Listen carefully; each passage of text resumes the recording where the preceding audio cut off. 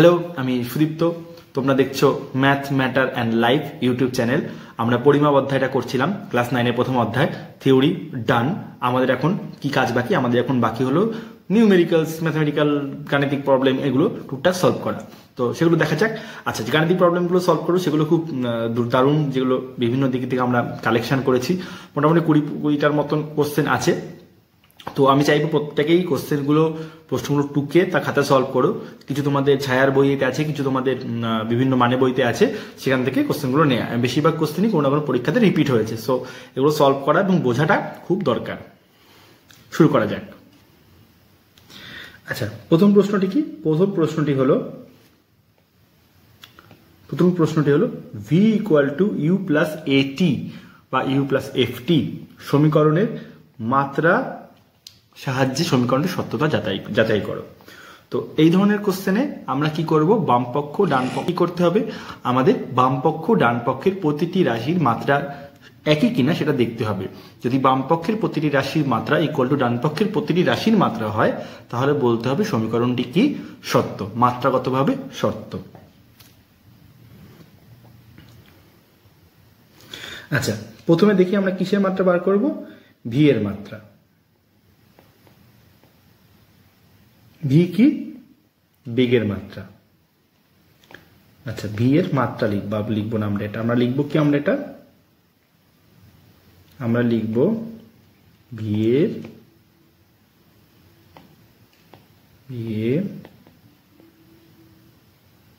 মাত্রীয় সংকেত equal to কি লিখবো? বেগের মাত্রীয় সংকেত, তাই তো?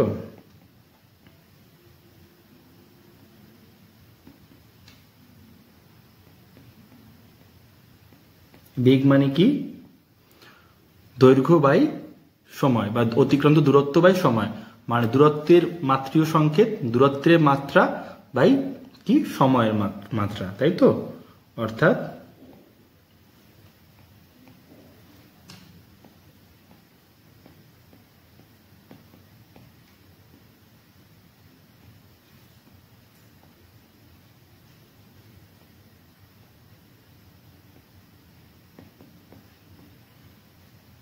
একটাতেই আমি লিখে করছি, বাকিগুলো এত লিখবো না। দূরত্বের মাত্রা কি? দূরত্বের মাত্রা হলো এল বাই কি? টি। দূরত্ব হলো এল আর সময় কি? টি। অর্থাৎ ভি এর মাত্রীয় সংকেত কি? এল টি ইনভার্স। আচ্ছা, ইউ এর মাত্রা কি? মাত্রা বা মাত্রীয় সংকেত। ইউ কি? বেগ। মানে ইউ এর মাত্রীয় সংকেত কি? বেগের মাত্রীয় সংকেত, অর্থাৎ এল T to the power -1। Same ভাবে আমাদের এটি এর মাত্রীয় সংকেত ইকুয়াল টু কি? এ এর মাত্রা গুণ টি এর মাত্রা। এর মাত্রা কি? ত্বরণের মাত্রা, তাই তো? ত্বরণের মাত্রা কি আমরা জানি? ত্বরণ মানে কি? দৈর্ঘ্য বাই সময়ের স্কোয়ার, মানে এল T to the power -2 into T এর মাত্রা কি? সময়। অর্থাৎ গুণ করলে দাঁড়াচ্ছে এল টি টু দি পাওয়ার -1। তাহলে দেখো, এক্ষেত্রে এই যে সমীকরণটা হলো, এই সমীকরণটার বাম পক্ষে কে ছিল? ভি ছিল। তার মাত্রা কি ছিল? এল টি টু দি পাওয়ার -1। ডান পক্ষের প্রতিটি রাশি কি কি? ইউ এর ইউ আর আরেকটা রাশি কি? এটি। ইউ এর মাত্রা কি? এল টি টু দি পাওয়ার -1 আর এটি এর মাত্রাও কি? এল টি টু দি পাওয়ার -1। অর্থাৎ বাম পক্ষের প্রতিটি পদের মাত্রা আর ডান পক্ষের প্রতিটি পদের মাত্রা কি? সেম। তাহলে আমরা বলতে পারি সমীকরণটি মাত্রাগতভাবে নির্ভুল। ঠিক আছে? আচ্ছা, পরের অঙ্কটায় চলে যাই আমরা। পরেরটাতে কি বলেছে? S equal to u t plus half F a t square. আচ্ছা, বাম পক্ষের মাত্রা কি? বাম পক্ষের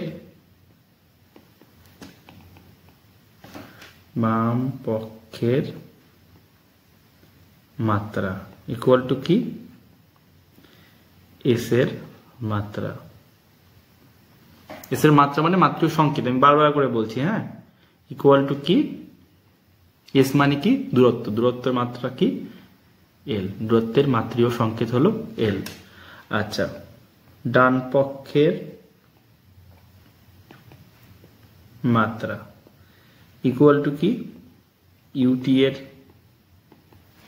মাত্রা প্লাস হাফ এ টি স্কোয়ারের মাত্রা। ইউটি মানে কি, বেগ ইন্টু সময়। বেগের মাত্রা কি, L T to the power -1 into T কি টি। আচ্ছা, হাফ, হাফ এখানে কি একটা ধ্রুবক, ধ্রুবক মানে একটা সংখ্যা, সংখ্যা মানে কি যেগুলো নাম্বার 5, 6, 7, 8 এগুলো কি হয়, এগুলো মাত্রাহীন হয়। অর্থাৎ হাফের যে মাত্রা, হাফের কোনো মাত্রা নেই, অর্থাৎ হাফের মাত্রা কি 1। তো 1 আমরা লিখতেও পারি, নাও পারি। ইন্টু এ মানে কি ত্বরণ, ত্বরণের মাত্রা আমরা আবার কি জানি এল টি টু দি পাওয়ার -2, তাহলে মাত্রিক সংকেত, ইন্টু টি স্কোয়ার মানে টি to the power T square. ওকে, তাহলে গুণ করলে কি থাকে দেখো, এইটি আর এইটি ক্যান্সেল আউট, অর্থাৎ থাকছে এল প্লাস এখানে এইটি স্কোয়ার ক্যান্সেল আউট, এখানেও থাকছে এল, অর্থাৎ এল।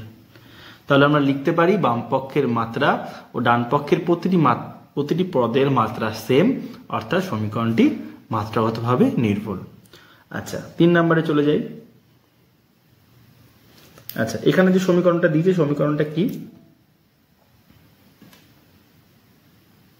সমীকরণটা বলেছে ই ইকুয়াল টু mgh। আচ্ছা, ই মানে কি, ই হলো স্থিতিশক্তি। স্থিতিশক্তি কি, এক ধরনের শক্তি। তো শক্তির মাত্রা আমরা কি জানি, আমরা জানি শক্তির মাত্রা মানে কার্যের মাত্রা, তাই তো। তাহলে ই এর মাত্রা ইকুয়াল টু কি জানি, শক্তির মাত্রা মানে কার্যের মাত্রা।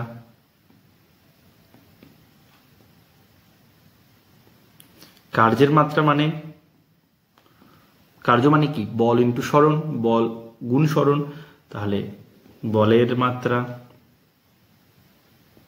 গুণ সরণের মাত্রা।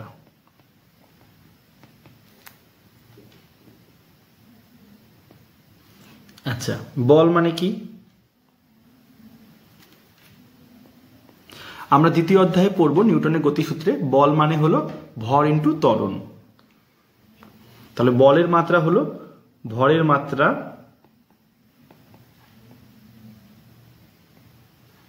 গুণ ভর ইন্টু ত্বরণের মাত্রা।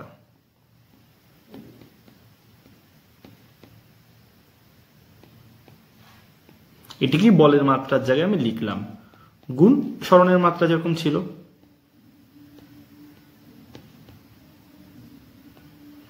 আচ্ছা, ভরের মাত্রা আমরা কি জানি, এম। ত্বরণের মাত্রা আমরা কি জানি, এল টি টু দি পাওয়ার -2। সরণের মাত্রা আমরা কি জানি, এল। অর্থাৎ এখান থেকে আমরা পাবো M L square T to the power -2। এটাই কি শক্তির মাত্রা। হ্যাঁ, স্থিতিশক্তি বলুক, গতিশক্তি বলুক, পারমাণবিক শক্তি বলুক, যা শক্তি বলুক, এটাই হলো শক্তির মাত্রা। আচ্ছা, তাই যদি হয়, এবার এটা কি, এটা হলো বাম পক্ষ, মানে ই এর মাত্রা আমরা বার করলাম। এবার হলো mgh এর মাত্রা। mgh এর মাত্রা কি, m এর মাত্রা গুণ g এর মাত্রা গুণ h এর মাত্রা। m এর মাত্রা গুণ g এর মাত্রা গুণ h এর মাত্রা। তাহলে m এর মাত্রা কি, m কি বস্তুর ভর, অর্থাৎ m এর মাত্রা হলো ক্যাপিটাল M। এরকম ভাবে কিন্তু লিখবে না, হ্যাঁ, এরকম ভাবে লিখবে না, এখানে কিন্তু পুরো লিখবে m এর মাত্রা গুণ g এর মাত্রা গুণ h এর মাত্রা। আমি জাস্ট অঙ্ক করার জন্য দেখাচ্ছি। জি কি, ত্বরণ, অভিকর্ষ ত্বরণ। তো ত্বরণের মাত্রা অভিকর্ষ ত্বরণ হোক আর যে ত্বরণই হোক, ত্বরণ মানে ত্বরণ, ত্বরণের মাত্রা কি, L T to the power -2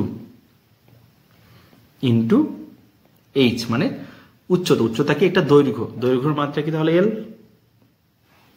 equal to কি থাকছে, M L square T to the power -2। অর্থাৎ সমীকরণের বামপক্ষের প্রতিটি পদের মাত্রা এখানে বামপক্ষের একটি পদ অর্থাৎ বামপক্ষের মাত্রা ইকুয়াল টু ডান পক্ষের মাত্রা, তাহলে আমরা বলতে পারি সমীকরণটি অ্যাটলিস্ট মাত্রাগতভাবে নির্ভুল। ঠিক আছে, আচ্ছা পরের প্রশ্নে চলে যাই। পরের প্রশ্নে কি বলেছে, বলেছে একটি স্টপ ওয়াচ, যেটা দিয়ে আমরা টিক টিক করে মাপতাম, হ্যাঁ আমাদের থিওরি ক্লাসে তোমরা দেখেছো ভিডিওটা, চক্রাকার ডায়ালে 120টি ঘর আছে। আচ্ছা, একটি আমাদের স্টপ ওয়াচ আছে, হ্যাঁ তার মধ্যে এখানে কতগুলি ঘর আছে, টোটাল 120টি ঘর আছে, তাহলে 120টি ঘর। এবারে আমরা জানি কি যে এখানে যে কাঁটাটা থাকে সেই কাঁটাটা যখন একবার পুরো ঘুরে আসে সেকেন্ডের কাঁটাটা, তখন আমরা জানি কি 1 মিনিট সময় অতিক্রম করেছে। মানে স্টপওয়াচ যখন আমাদের এখানে একটা সুইচ থাকে, সুইচটি যখন অন করি, অন করার পরে দেখা হয় এই কাঁটাটা কতক্ষণে ঘুরছে। কারণ যখন আমাদের কাজটা শেষ হয়ে যায় তখন আমরা কি করি, এটা চাপ দিয়ে বন্ধ করে দিই, সেকেন্ড টাইম চাপ দিয়ে, তখন আমরা দেখি এই কাঁটাটি কোন পজিশনে আছে।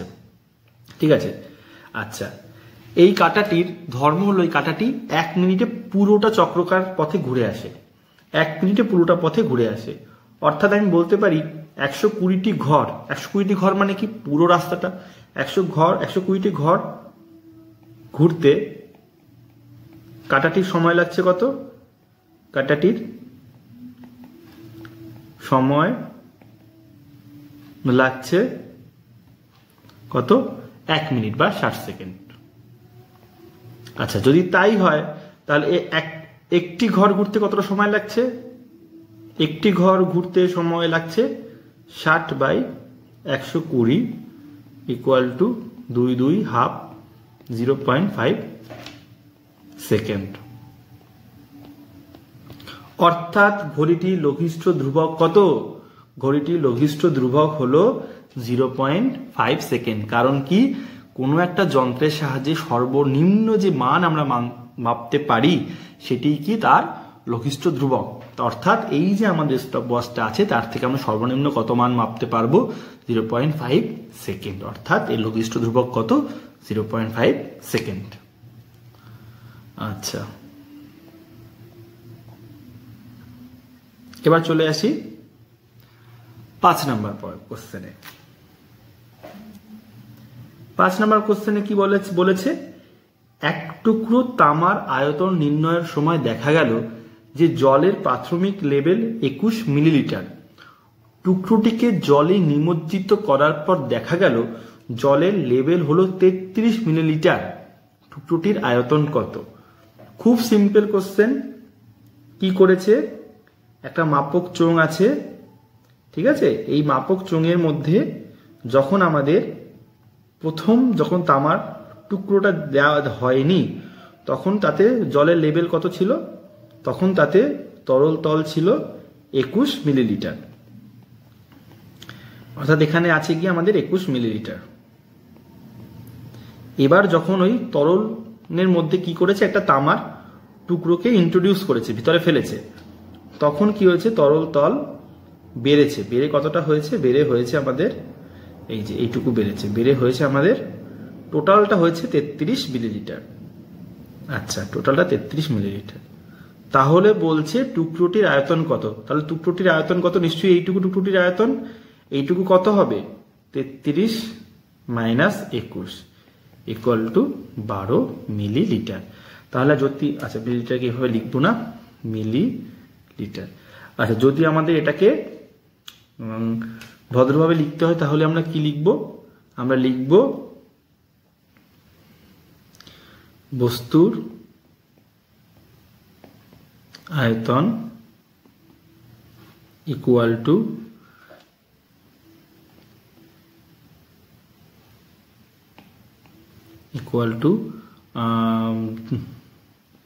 জলে নিমজ্জিত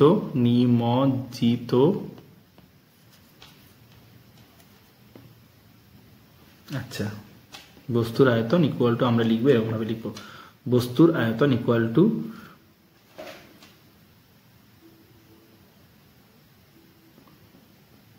নিমজ্জিত তরলের আয়তন মাইনাস তরলের প্রাথমিক আয়তন ইকুয়াল টু লিখবো 31 মাইনাস 21 ইকুয়াল টু, আচ্ছা 31 যখন আমরা লিখবে তখন এরকম ভাবে লিখবে 31 ml মাইনাস 21 ml, হয় এভাবে লিখবে অথবা কিভাবে লিখবে, অথবা লিখবে 31 minus 21 ml equal to 12 ml। যদি কোনোটার মধ্যে যে প্রসিডিওর বললাম তাতে যদি অন্য কোনোভাবে লেখো তাহলে কিন্তু পরীক্ষায় টিচার নাম্বার কাটতে পারে। তুমি অঙ্ক পারছো জানছো এটা কথা না, রিপ্রেজেন্ট কথা করাটাও একটা বড় আর্ট। আচ্ছা, আর এখানে এই কোশ্চেনটা শুরু করার আগে প্রথমে কি লিখবে, প্রথমে লিখবে আমরা জানি কোনো বস্তু তরলে নিমজ্জিত হলে তার সম আয়তনের তরলকে সে অপসারণ করে। আমি লিখে দিচ্ছি, প্রথমে এটা লিখবে আমরা জানি তরলে নিমজ্জিত বস্তু তার সম আয়তন তরল কি করে, অপসারণ করে।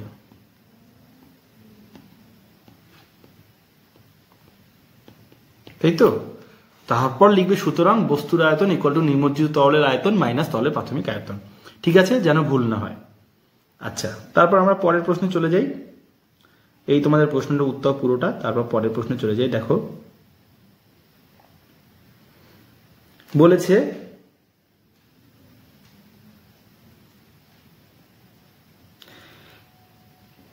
F ইকুয়াল টু ma সমীকরণটি মাত্রীয় বিশ্লেষণের পদ্ধতিতে সঠিক কিনা দেখাও।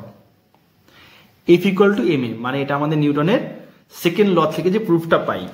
আচ্ছা, কি করে করব, F এর মাত্রা, F বা প্রথমে লিখবো বাম পক্ষের মাত্রা ইকুয়াল টু F এর মাত্রা।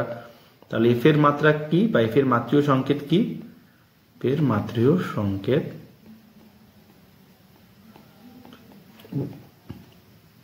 ইকুয়াল টু কি, বলের মাত্রীয় সংকেত।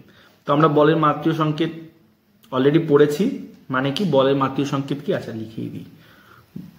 বলের মাত্রীয় সংকেত কি, বল মানে কি ভর ইন্টু ত্বরণ, মানে ভরের মাত্রীয় সংকেত ইন্টু ত্বরণের মাত্রীয় সংকেত, অর্থাৎ m into l T to the power minus 2, অর্থাৎ m l T to the power minus 2।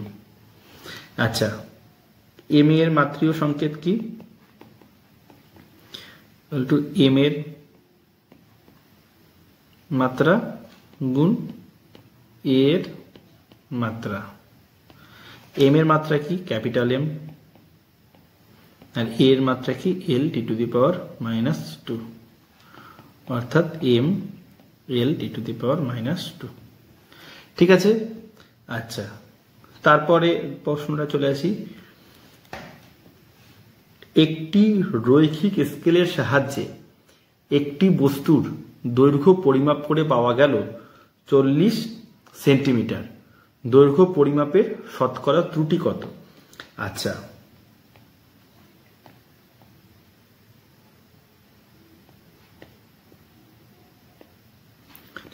কোন যন্ত্রের নয়ত্রয়, হ্যাঁ যন্ত্রের শতকরা যান্ত্রিক ত্রুটি ইকুয়াল টু কি, ইকুয়াল টু হলো লঘিষ্ঠ ধ্রুবকের মান, ইকুয়াল টু লঘিষ্ঠ, আচ্ছা তাও লিখবে না, লিখবে একদম পরিষ্কারভাবে লিখবে ওই যন্ত্রের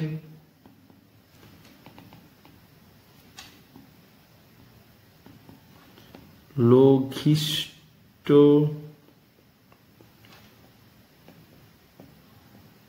ধ্রুবকের মান ডিভাইডেড বাই কি, যে পরিমাণ করছে আমরা তাই সেই পরিমাপ বা যন্ত্র দ্বারা পরিমাপ ইন্টু 100। আচ্ছা, আমরা এখানে কি ইউজ করছি? স্কেল ইউজ করছি, তাই তো? তাহলে রৈখিক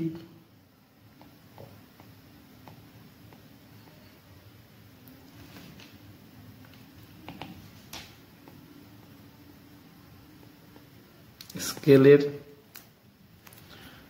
ত্রুটি। আচ্ছা, লঘিষ্ঠ ধ্রুবকের মান কত? রৈখিক স্কেলে আমরা সর্বনিম্ন কতটা মান মাপতে পারি? আমরা 0.1 সেন্টিমিটার বা 1 মিলিমিটার মাপতে পারি, অর্থাৎ 0.1 সেন্টিমিটার ডিভাইডেড বাই কত? 40 সেন্টিমিটার গুণ 100। অর্থাৎ যদি তুমি এখান থেকে যাও তাহলে আমাদের থাকবে, এটা পার্সেন্ট, শতকরা যেহেতু আছে তাই আমাদের পার্সেন্ট দেব। আচ্ছা, আমরা এখানে এটা রৈখিক স্কেলের ত্রুটি লিখব না, আমরা লিখব 40 সেন্টিমিটার পাঠে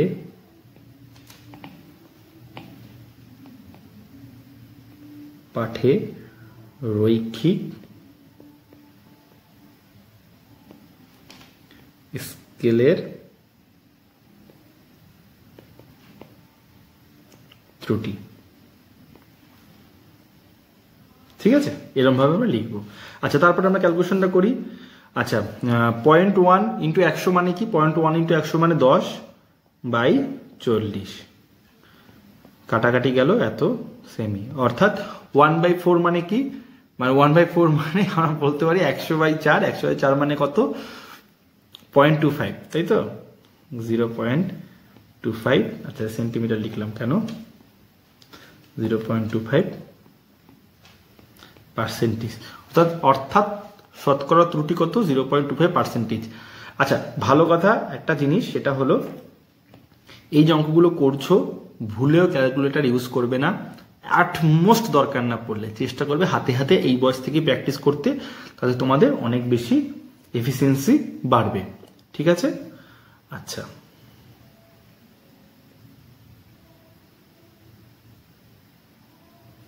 আচ্ছা, পরের কোশ্চেনটা দেখো। বলছে সাধারণ তুলাযন্ত্রের সাহায্যে একটি বস্তুর ভর পরিমাপের সময় এই তথ্যগুলি পাওয়া গেল।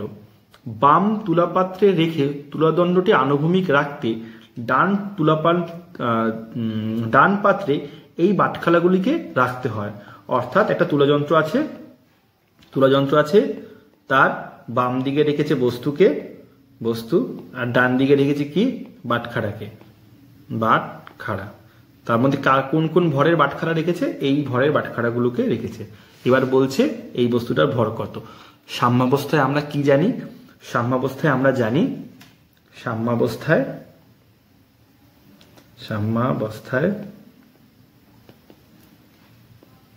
বাম তুলা পাত্রের ভর ইকুয়াল টু ডান তুলা পাত্রের ভর। আচ্ছা, এখানে একটা জিনিস লিখবে, সাম্যাবস্থায় ত্রুটিহীন তুলা যন্ত্রের ক্ষেত্রে। হ্যাঁ, এইরকম ভাবে লিখে করবে, দুনিয়ার কেউ নাম্বার কাটতে পারবে না। তো সুতরাং ডান তুলা পাত্রের ভর কত?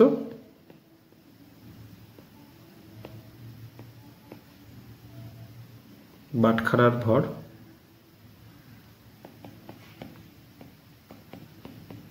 20 গ্রাম, 1 গ্রাম, 20 মিলিগ্রাম, 10 মিলিগ্রাম। আচ্ছা, 20 মিলিগ্রাম কি যদি আমরা কিসে নেই? গ্রামে নেই, তাহলে কি করতে হবে?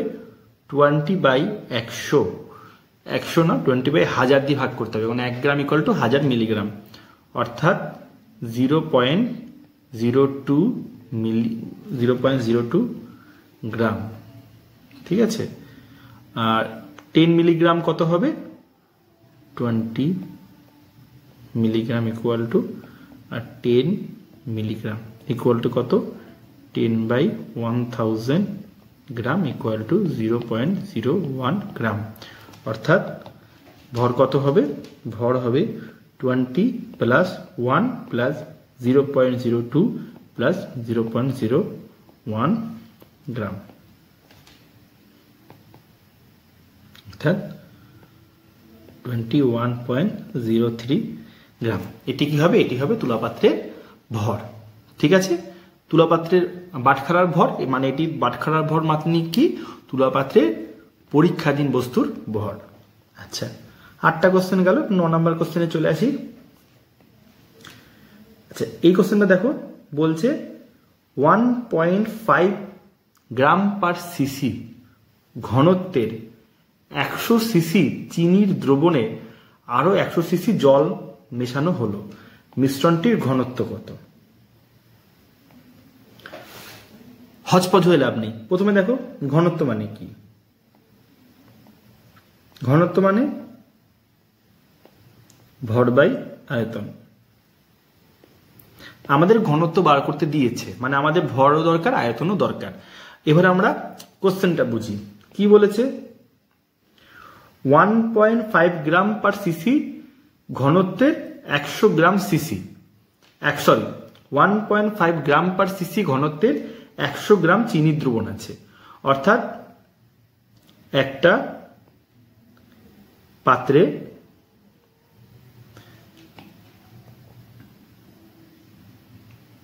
এই ধরো পাত্রটা, এই পাত্রে কত আছে? কত সিসি চিনি আছে? 100 সিসি চিনি আছে। আর এর ঘনত্ব কত? ঘনত্বকে রো দ্বারা আমরা লিখি, বা এখানে তোমরা ডেন্সিটি বলে ডি দিয়েও লিখতে পারো, equal to 1.5 gram per CC. আচ্ছা, বলছে এতে আরো 100 সিসি জল মেশাচ্ছে, এতে আরো 100 সিসি জল মেশাচ্ছে। যদি আরো 100 সিসি জল মেশানো হয় তাহলে এর আয়তন কি হবে? এর আয়তন আগেও ছিল 100 সিসি, এখন আবার 100 সিসি জল মেশাচ্ছে, তাহলে মোট আয়তন কত হবে? 200 সিসি হয়ে যাবে। ভালো কথা।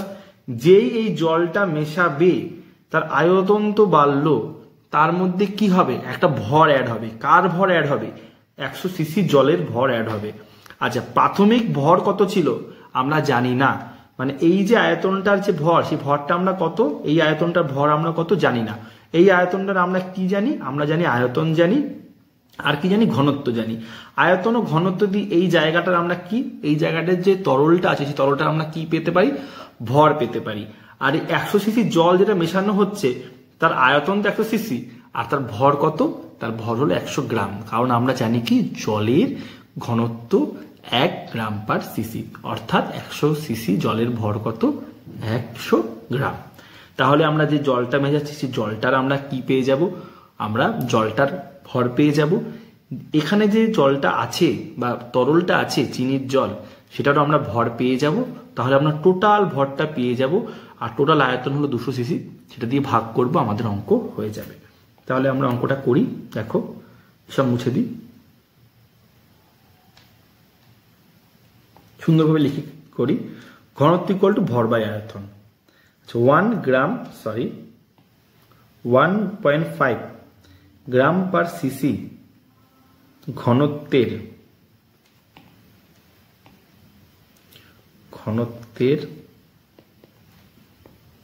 দ্রবণের ঘনত্বের 100 সিসি দ্রবণের ভর কত আমরা জানি? ভর মানে কি? ঘনত্ব ইন্টু আয়তন, তাই তো? তাহলে ভর ইকুয়াল টু কত হবে? ঘনত্ব গুণ আয়তন। তাহলে ঘনত্ব কত? 1.5 গ্রাম পার সিসি গুণ আয়তন কত? 100 সিসি, অর্থাৎ 150 গ্রাম। এই সিসি সিসি যাবে ক্যান্সেল আউট, শুধু থাকবে কি? গ্রাম বাবাজি। তাহলে 1.5 গ্রাম ঘনত্বের 100 সিসি দ্রবণের ভর কত? 150 গ্রাম। এই হলো আমাদের সবচেয়ে ইম্পর্টেন্ট পয়েন্ট। ঠিক আছে, আচ্ছা এই দাগটা কেটে দিই। ওকে, চলো সবচেয়ে ইম্পর্টেন্ট। হ্যাঁ, আচ্ছা পরে আমাদের কি দরকার? 100 সিসি জলের ভর ইকুয়াল টু 100 গ্রাম। কারণ জলের ঘনত্ব আমরা কি জানি? 1 গ্রাম পার সিসি। লিখবে যেহেতু জলের ঘনত্ব 1 গ্রাম পার সিসি। আচ্ছা, তাহলে কি বলছে? তাহলে বলছে 1.5 গ্রাম পার সিসি ঘনত্বের তরলে, ঘনত্বের 100 সিসি তরলে 100 সিসি জল মিশ্রিত করলে মোট ভর কত হবে? আগে ছিল 150 গ্রাম, 150 গ্রাম, এখন যোগ হয়েছে কত? 100 গ্রাম। টোটাল কত? 250 গ্রাম। আচ্ছা, এই 250 গ্রাম যে আমরা পেলাম, এই 250 গ্রামের ভরের আয়তন কত? আয়তন আমরা কত ছিল আগে? 100 সিসি, তার সাথে কত যোগ করা হচ্ছে? 200 সিসি। অর্থাৎ নতুন, অর্থাৎ মিশ্রণের ঘনত্ব যেটা আমাদের চেয়েছে কি হবে? মিশ্রণের ভর মানে 250 গ্রাম বাই মিশ্রণের ঘনত্ব, এই মিশ্রণের আয়তন মানে 200 সিসি, অর্থাৎ এই কেটে যাবে, থাকবে কত? 25/20 মানে 12.5 মানে কত? 1.25 গ্রাম পার সিসি, তাই তো? আচ্ছা, আশা করি এই সিম্পল ক্যালকুলেশনটা তোমরা করতে পারবে, থিওরিটা তোমরা বুঝে নিলে, ঠিক আছে? আচ্ছা, পরের অঙ্কে আমরা চলে যাই।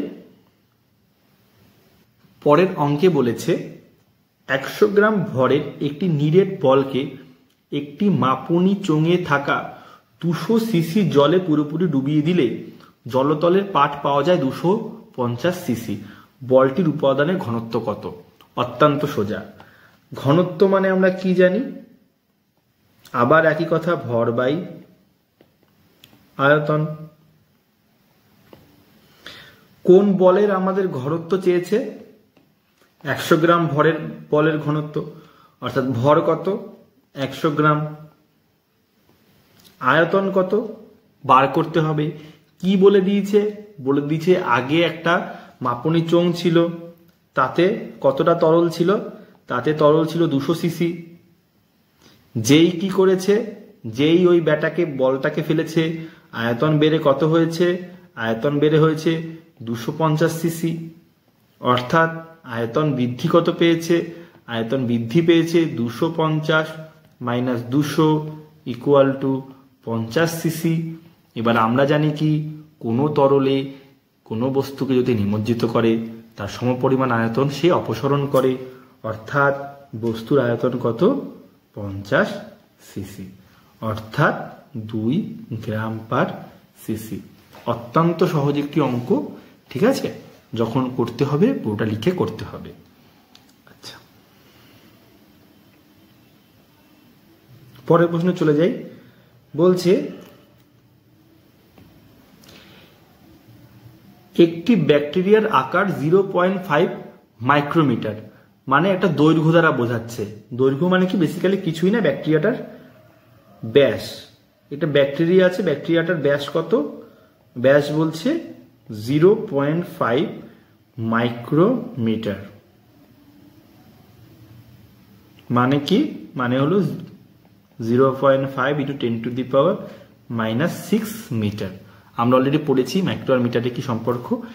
1 মিটার দৈর্ঘ্যে এমন কতগুলি ব্যাকটেরিয়া থাকতে পারে চেয়েছে। অর্থাৎ 1 মিটার দৈর্ঘ্যে কতগুলো থাকতে পারে? থাকতে পারে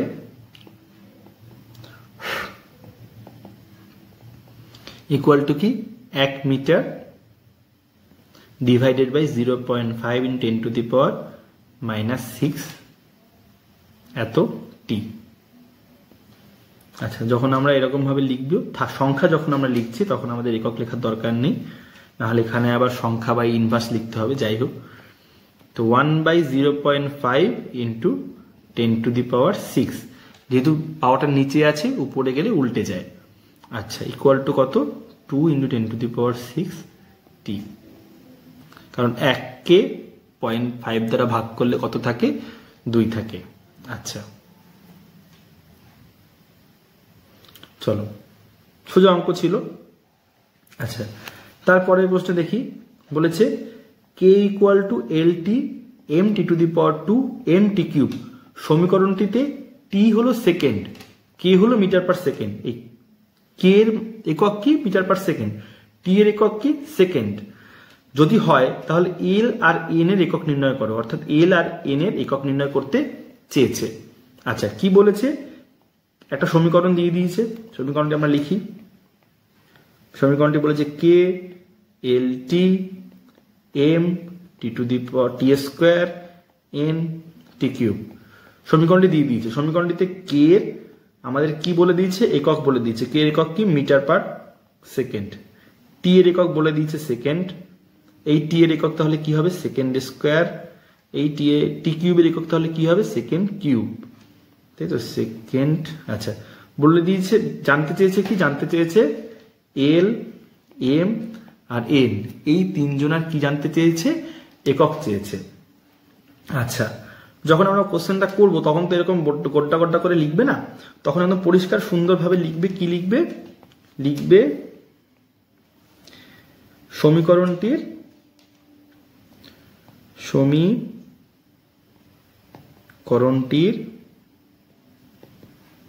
প্রতিটি পদের মাত্রা একই। ঠিক আছে, সুতরাং তার আগে লিখবে আমরা জানি, লিখে নেবে। সুতরাং এল টি এর মাত্রা ইকুয়াল টু কে এর মাত্রা। কেন কে কে নিলাম? কারণ কে এর মাত্রা আমরা জানি।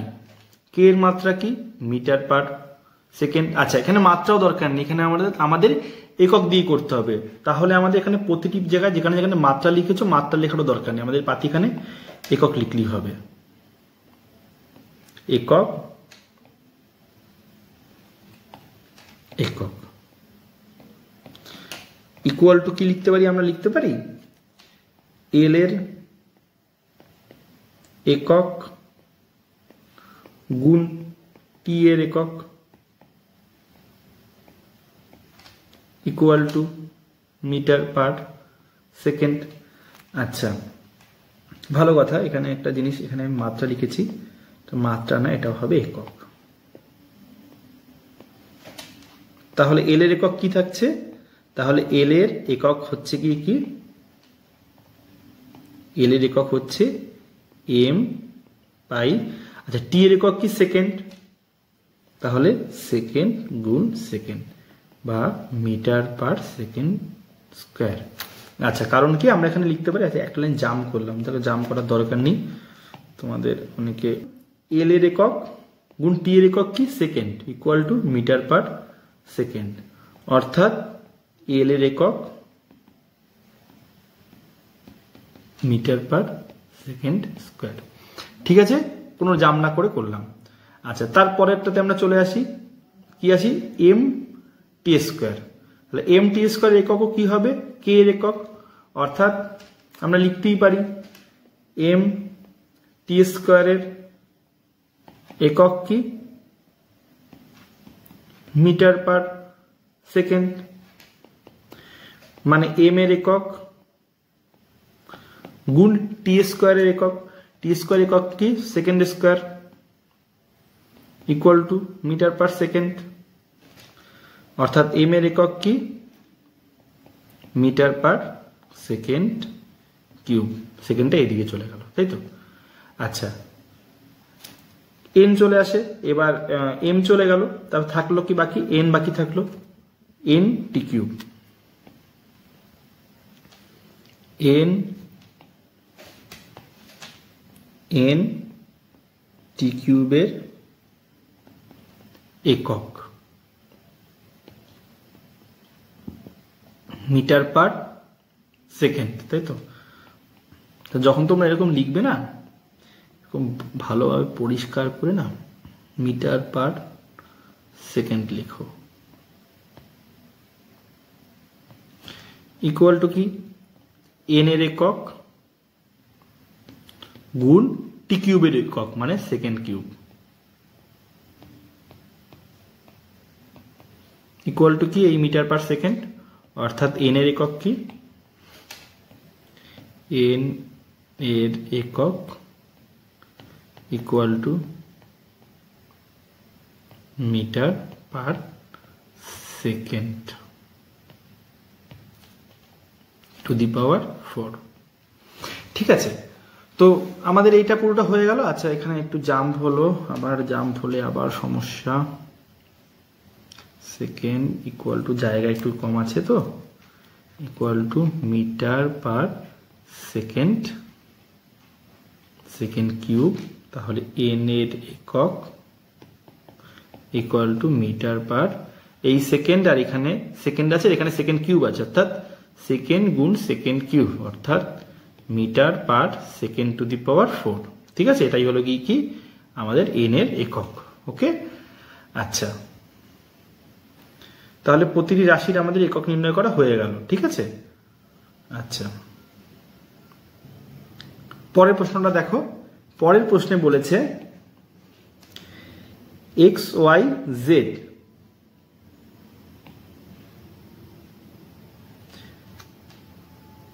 পরের প্রশ্নে বলেছে এক্স ওয়াই জেড এই তিনটি ভৌত রাশির একক যথাক্রমে কত, গ্রাম, সেমি টু দি পাওয়ার সেমি square, second to the power -5, gram something, gram something, যাই হোক দুটো একক, তিনটে একক বলে দিয়েছে। এক্স ওয়াই জেড এর মধ্যে সম্পর্ক বার করতে বলেছে। আচ্ছা, পরে একটা কোশ্চেন দিয়েছে, আমরা প্রথম কোশ্চেনটা করি, 1 নাম্বার। দেখো,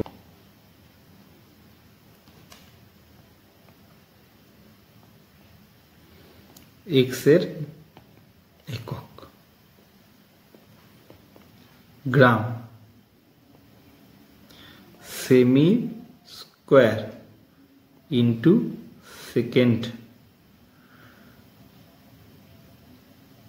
সেকেন্ডকে শুধু এস দ্বারা লিখি, into second to the power 5।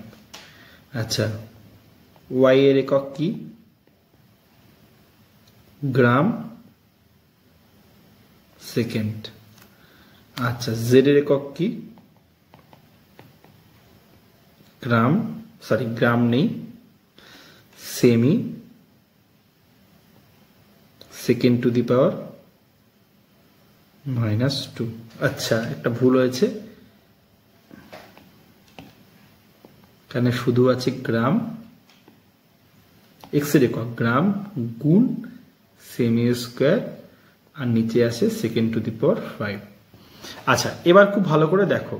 আচ্ছা, সেকেন্ড টু দি পাওয়ার যেহেতু আমি বাই দিয়েছি তাহলে সেকেন্ড স্কোয়ার হবে। এবার খুব ভালো করে দেখো, আমরা এক একটা করে টার্ম মেলাবো। কি কি মেলাবো দেখো, এক্স এর এককে গ্রাম আছে কবার, একবার, ওয়াই এর এককে গ্রাম আছে কবার, একবার, তাহলে আমরা ওয়াই কে একবার নেই, ওয়াই কে একবার নেই, তাহলে আমাদের গ্রাম মিটে গেল। ওয়াই কে নিয়ে আমাদের এক্স এর মধ্যে আমরা বলতে পারি ওয়াই আছে একবার। আচ্ছা, আর বাকি কে আছে, সেমি স্কোয়ার আছে, আর সেকেন্ড আছে।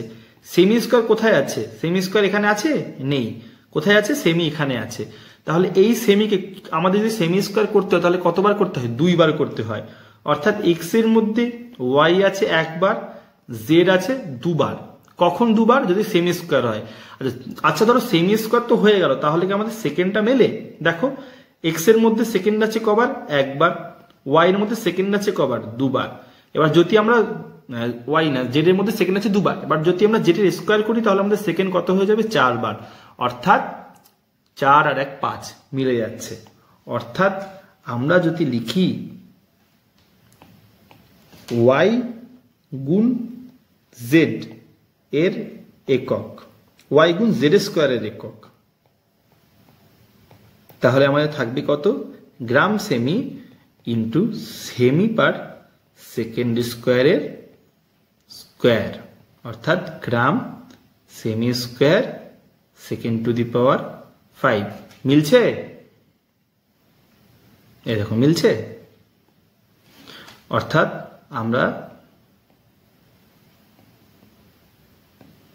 পাই কি পাই, x equal to Y Z square. এই তিনটি ভৌত রাশির মধ্যে মাত্রা দিক থেকে আমরা এই সম্পর্ক পাচ্ছি।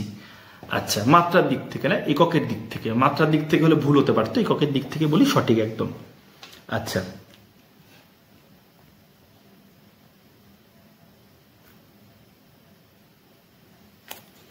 এবার পরের প্রশ্নটা করি। তার জন্য প্রথমে এটাকে একটু মিনিমাইজ করে দিই। হ্যাঁ,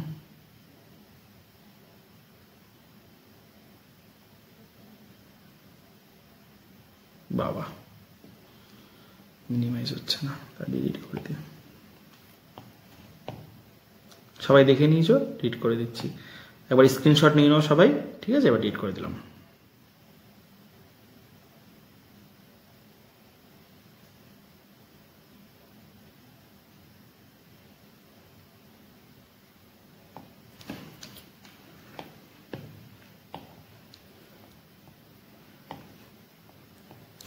পরের প্রশ্ন কি বলছে? বলছে যদি বল এফ, দৈর্ঘ্য এল, সময় টি মৌলিক রাশি হয় তাহলে ভরের মাত্রা নির্ণয় করো। আমাদের মৌলিক রাশি আমরা কাকে কাকে পড়েছিলাম? আমরা পড়েছিলাম দৈর্ঘ্য, সময় আর ভরকে। এবার আমরা বলছি না, দৈর্ঘ্য, সময়, ভরকে আমরা মৌলিক রাশি ধরবো না। আমি যখন থিওরি পড়াচ্ছিলাম তখন আমিও সেটাও বলেছিলাম যে আমরা যে কোনো কিছুকে মৌলিক রাশি ধরতে পারি। যেমন এক্ষেত্রে আমাদের বলে দিল আমরা বলকে মৌলিক রাশি ধরছি, তাহলে বল কি? একটি মৌলিক রাশি, তাই তো? আচ্ছা, তাহলে বলের মাত্রা কি? বলের মাত্রা বা মাত্রীয় সংকেত কি? Equal to F. কোনো সমস্যা নেই। আচ্ছা, দৈর্ঘ্য ইকুয়াল টু এল। আচ্ছা, সময় কি? টি। আচ্ছা, বাদ দিয়েছে কে? ভরকে বাদ দিয়েছে। এবার আমরা দেখি ভরকে কি করে পাই। আচ্ছা দেখি, দেখো বলের মধ্যে কিন্তু ভর লুকিয়ে আছে। বল ইকুয়াল টু কি? ভর গুণ ত্বরণ। আচ্ছা, তাহলে ভরের মাত্রা কি? ভরের মাত্রা বা মাত্রীয় সংকেত কি? বলের মাত্রীয় সংকেত বাই ত্বরণের মাত্রা বা ত্বরণের মাত্রীয় সংকেত।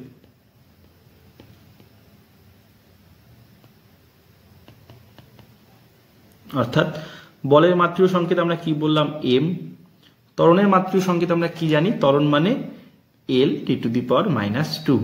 কারণ এল আর টি এখনো তখনও কি মৌলিক রাশি, এদের কিন্তু মৌলিকত্ব চেঞ্জ হয়নি।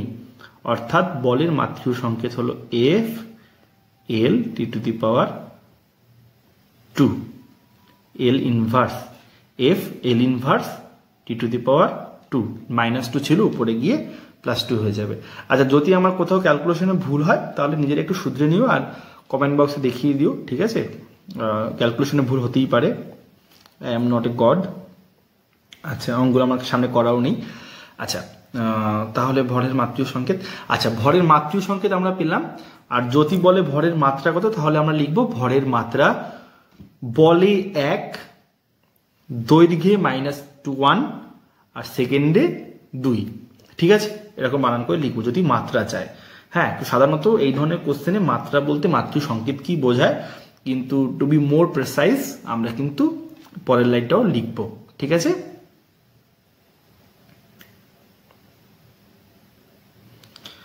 আচ্ছা, এটা অতি সহজ কোশ্চেন। কোনো ভৌত রাশি এক্স এর মাত্রীয় সমীকরণ বলে দিয়েছে, রাশিটির মাত্রা ও মাত্রীয় সংকেত লেখো।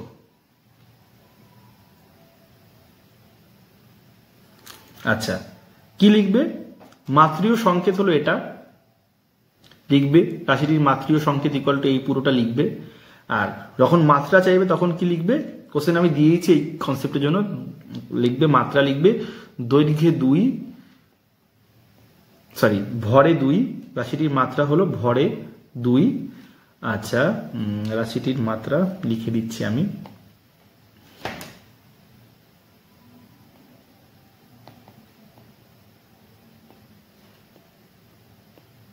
ভরে 2, সরি ভরে 2 না, -2।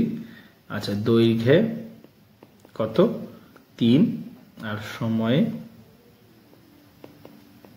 -1।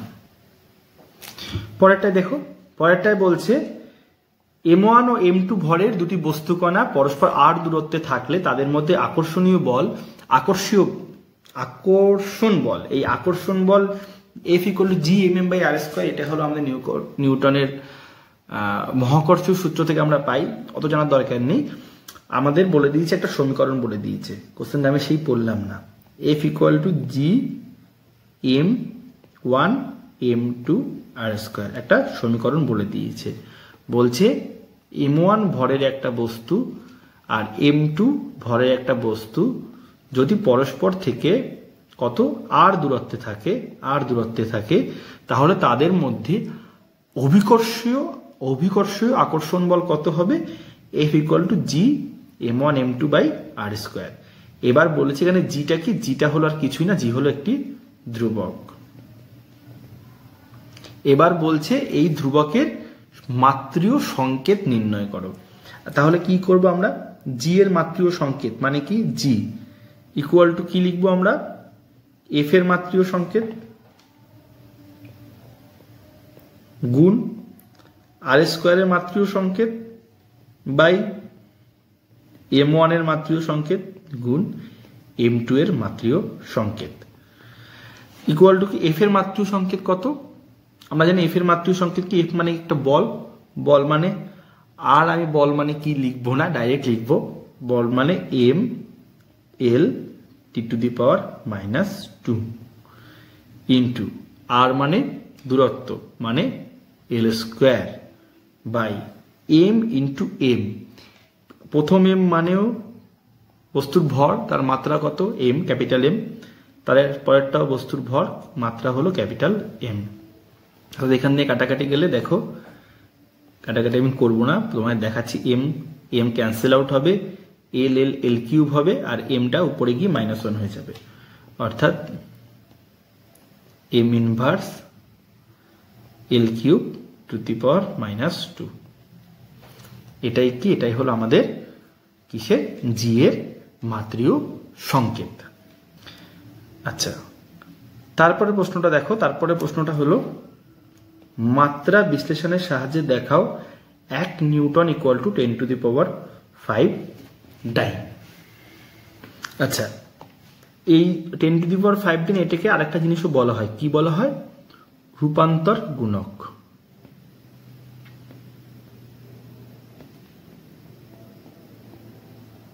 হ্যাঁ, রূপান্তর গুণকও চাইতে পারে। আচ্ছা, আমরা জানি কি নিউটন কি, বলের একক। তাহলে বলের মাত্রা কি? আমরা জানি বলের মাত্রা হলো mL(t⁻²). আচ্ছা, মনে করি এসআই এককে বলের মাত্রায় কে কে আছে? এম আছে, এল আছে, টি আছে, অর্থাৎ ভর, দৈর্ঘ্য, সময় একক। ধরি কি m1 l1 t1, ওখানে ধরি লিখে দিই। আচ্ছা, সিজিএস এককে কি? সিজিএস এককে ধরি, ভর, দৈর্ঘ্য আর সময় একক যথাক্রমে m2, l2 ও t2। আচ্ছা, এই এম মানে কি? এম মানে তো এসআই পদ্ধতিতে ভরের একক, মানে এম মানে বেসিক্যালি কেজি। হ্যাঁ, m2 মানে গ্রাম, এল মানে মিটার, l2 মানে সেন্টিমিটার, টি মানে সেকেন্ড, এখানেও টি মানে সেকেন্ড। আচ্ছা, এটা আমরা জানি, কিন্তু এটা আমরা এখানে লিখবো না।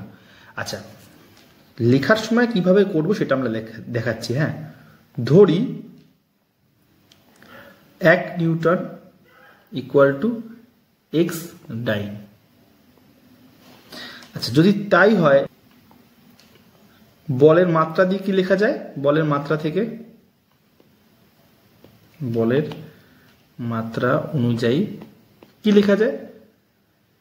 1 নিউটন মানে কি? 1 নিউটনের মধ্যে কে কে আছে? 1 নিউটনের মধ্যে আছে একটা এম মানে m1 একবার, l1 কত একবার, t1 মাইনাস 2 বার। তাহলে বলের মাত্রা অনুযায়ী কি লেখা যায়? 1 নিউটনের জায়গায় আমরা লিখতে পারি 1 গুণ নিউটনের জায়গায় আমরা লিখতে পারি m1 গুণ l1 গুণ t1 to the power minus 2 equal to, ডাইনের জায়গায় আমরা লিখতে পারি, আমরা যেহেতু ধরেছিলাম কি সিজিএস এ ধরেছিলাম আমরা ভর কত, ভর ধরেছিলাম m2, দৈর্ঘ্য ধরেছিলাম l2, আর ওটা ধরেছিলাম কি t2, t two the power minus 2, অর্থাৎ x equal two m1 by m2 গুণ l1 বাই l2, সবগুলো একই দিকে নিয়ে আসছি, গুণ t1 বাই t2 মাইনাস 2। যদি তাই হয় এবার আমরা এককগুলো, অ্যাকচুয়াল এককগুলো বসিয়ে দিই। m1 মানে কত? m1 মানে 1 কিলোগ্রাম। m2 কত? m2 হলো 1 গ্রাম। l1 হলো 1 মিটার, l2 হলো 1 সেমি, আর এটা হলো 1 সেকেন্ড, এটা হলো 1 সেকেন্ড। এটা পুরোটার মাথায় মাইনাস 2 আছে, বাদ দাও, মাইনাস 2 থাকা যায় না থাকাও তাই, কারণ আমরা জানি সেকেন্ড সেকেন্ড পরস্পর কি হয়, ক্যান্সেল আউট হয়ে যায়। 1 সেকেন্ড মাইনাস 2, তাহলে থাকবে কত আমাদের? আমাদের থাকবে শুধু 1 gram by 1 KG by 1 gram, আর 1 মিটার বাই, এখান থেকে আমরা এখানে চলে আসি, আমরা পাবো কি 1 কেজি। 1 কেজি মানে 1000 gram by 1 gram into 1 metre by 1 centimetre. 1 metre মানে 100 centimetre by 1 centimetre. Gram gram সেমি সেমি ক্যান্সেল আউট, অর্থাৎ থাকবে কত? 1000 গুণ 100, অর্থাৎ 10 কিউব গুণ 10 স্কোয়ার, অর্থাৎ 10 টু দি পাওয়ার 5, তাই তো? তাহলে x ইকুয়াল টু কত দাঁড়াচ্ছে? x ইকুয়াল টু দাঁড়াচ্ছে 10 টু দি পাওয়ার 5, অর্থাৎ রূপান্তর গুণাঙ্ক কত? 10 টু দি পাওয়ার 5। সেম ভাবে আমরা কিলোমিটার পার আওয়ার থেকে মিটার পার সেকেন্ডে নিতে পারি, আচ্ছা জুল থেকে আর্গে নিতে পারি। এগুলো তোমাদের হোমওয়ার্ক থাকবে, যদি তোমরা না পারো কমেন্ট করবে, আমি সলভ করে দেব। পরের প্রশ্নে চলে আসি। পরের প্রশ্নে কি বলেছে দেখো, এরকম প্রশ্ন আমরা অলরেডি একটা সলভও করেছি। যদি x equal two a plus বিটি plus city two the power 2 হয়, যেখানে x এর একক বলে দিচ্ছে মিটার, t হলো কত? সেকেন্ড, তাহলে a b c এর একক মাত্রা নির্ণয় করো। তাহলে আমরা জানি কি প্রতিটি পদের, বাম পক্ষের প্রতিটি পদের মাত্রা আর একক কি হবে? সেম হবে, আর ডান পক্ষের প্রতিটি পদের মাত্রা একক সেম হবে, অর্থাৎ a এর একক ইকুয়াল টু x এর একক ইকুয়াল টু কি? মিটার। গেল এর মাত্রা ইকুয়াল টু x এর মাত্রা। x মানে কি? মিটার, মিটার মানে কি? দৈর্ঘ্য, দৈর্ঘ্য মানে কত? l। তাহলে এর মাত্রা দৈর্ঘ্যে 1। এবার b এর একক, b এর একক করার জন্য আমরা কি জানি? আমরা জানি b গুণ t, তাই তো আছে সেকেন্ড টার্মটা, এর একক। b গুণ t এর একক কত আমরা জানি? ইকুয়াল টু x এর একক ইকুয়াল টু কত? মিটার। তাহলে b, তাহলে আমরা লিখতে পারি সেম জিনিস, বারবার লিখছি, b এর একক গুণ সেকেন্ড, আর ধৈর্য নেই, সেকেন্ড মানে t এর একক ইকুয়াল টু মিটার। তাহলে b এর একক কত? b এর একক হলো মিটার পার সেকেন্ড। আচ্ছা সেম ভাবে b এর মাত্রা বার করে নি আগে। bt এর মাত্রা ইকুয়াল টু x এর মাত্রা, মানে কত? l।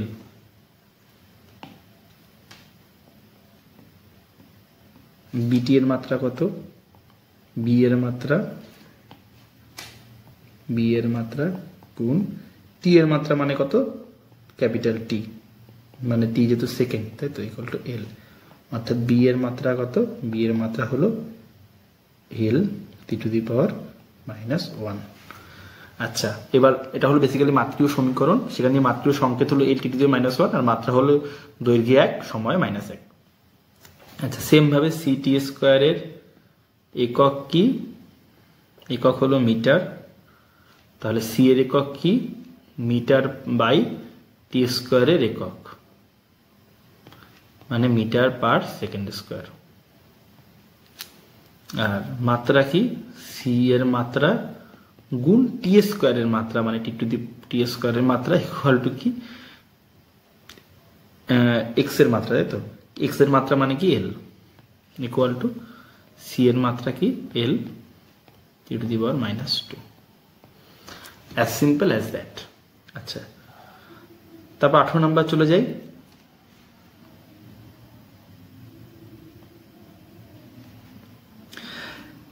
কি আছে, ত্রুটিপূর্ণ তুলাযন্ত্র আছে। একটি সাধারণ তুলাযন্ত্রে দুটি বাহুর দৈর্ঘ্য 52 সেন্টিমিটার 48 সেন্টিমিটার। যদি সমান হতো বাহুর দৈর্ঘ্য তাহলে আমাদের কোনো চাপ ছিল না, আমরা এতক্ষণ যা পড়ে এসেছি তাই দিয়েই হয়ে যেত, দুদিকে সমান ভরে বাটখারা। কিন্তু যেহেতু বাটখারা রাখলে ক্ষেত্রে মিলবে না, কারণ এটা ত্রুটিপূর্ণ তুলাযন্ত্র। ত্রুটিপূর্ণ তুলাযন্ত্রের অলরেডি আমরা ফর্মুলা ড্রাইভ করেছি কি করে করতে হয়। বলছে ছোট বাহুতে রাখা হলো, পরে বড় বাহুতে ওজনটাকে রাখা হলো। যখন ছোট বাহুতে ওজনটাকে রাখা হলো তখন তার ওজন হলো কত? আচ্ছা, প্রথমে ছোট তুলাপাত্রে কি করেছে, বস্তুটিকে রাখা হলো, পরে অন্য তুলাপাত্রে কি করেছে, 96 গ্রাম ভরের একটি বাটখারাকে রেখেছে, তখন বলছে তুলাদণ্ডটি আনুভূমিক হয়। অর্থাৎ গল্পটা হলো এরকম, এই হলো আমাদের কি বাটখারাটা, আর আমাদের তুলাযন্ত্রটা। আচ্ছা, যদি এই তুলাযন্ত্রটা হয়, এই হলো তুলাযন্ত্র, এই হলো বাদিকের পাত্র, এই হলো আমাদের ডান দিকের পাত্র। আচ্ছা, খুব ভালোভাবে দেখবে, বলছে দুটি বাহু দৈর্ঘ্য আলাদা, একটা হলো 52, এটা হলো 52 সেন্টিমিটার, এটা হলো কত 48 সেন্টিমিটার। ছোট বাহুর দিকে বস্তু রাখা হলো, মানে এখানে বস্তুকে রেখেছে, বস্তু এম ভরের বস্তুকে রেখেছে। আচ্ছা, আর এইদিকে লিখেছে কত 96 গ্রাম। আচ্ছা, আমরা জানি কি, আমরা জানি সাম্যাবস্থার সূত্র কি, এটা প্রথম শ্রেণীর লিভার, যাই হোক দরকার নেই। সাম্যাবস্থায় আমরা শুধু লিখব সাম্যাবস্থায়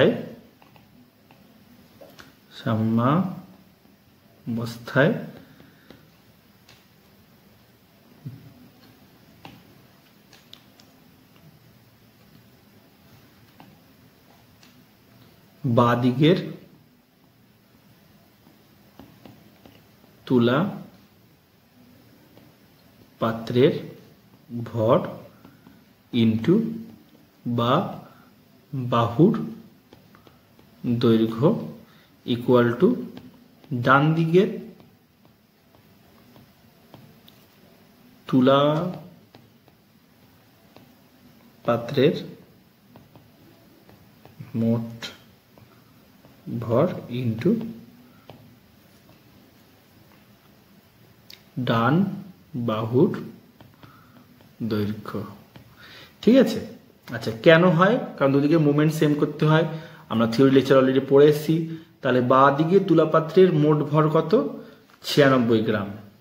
96 ইন্টু 52, 52 কি বাহুর দৈর্ঘ্য, ইকুয়াল টু কি, ইকুয়াল টু ডান দিকে তুলাপাত্রের মোট ভর কত এম, যেটা আমাদের বার করতে হবে, ইন্টু ডান বাহুর দৈর্ঘ্য কত 48।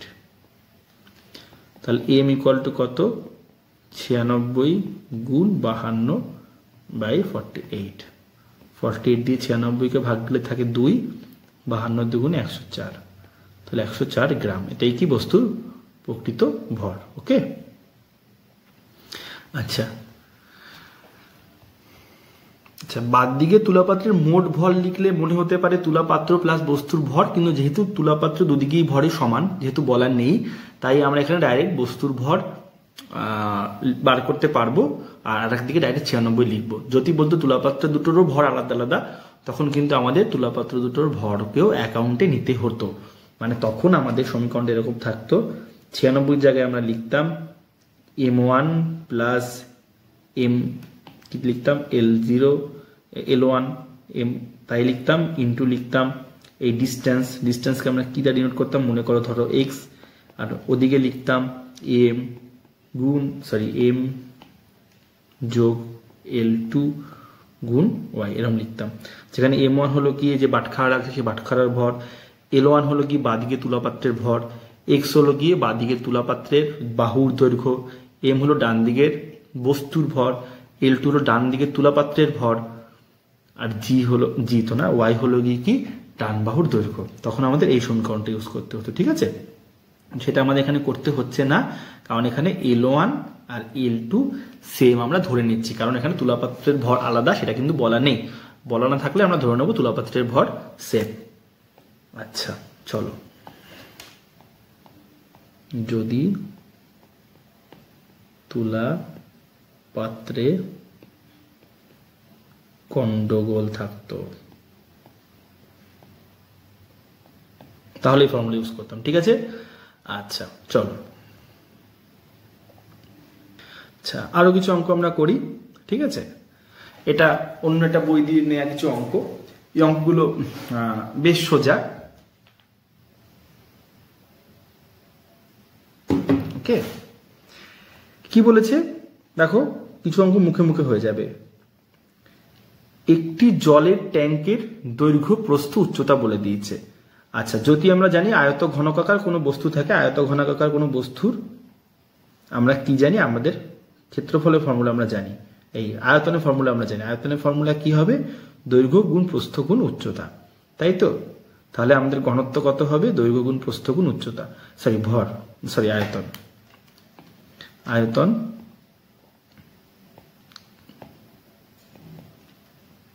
দৈর্ঘ্য গুণ প্রস্থ গুণ উচ্চতা, মানে 4 গুণ 3 গুণ 2, 3 দুগুণে 6, 4 ছক 24 মিটার কিউব। আচ্ছা 24 মিটার কিউব, আর বলেছে 4 ডিগ্রি উষ্ণতায় কত জল ধরবে, ঠিক আছে। তাহলে কতটা জল ধরবে,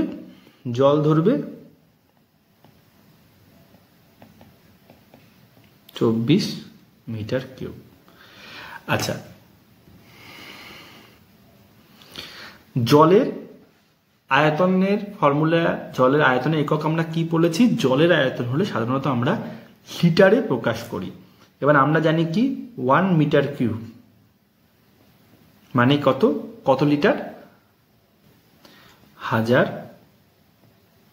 লিটার, অর্থাৎ 24 মিটার কিউব মানে 24 ইন্টু 1000 মানে 24,000 লিটার।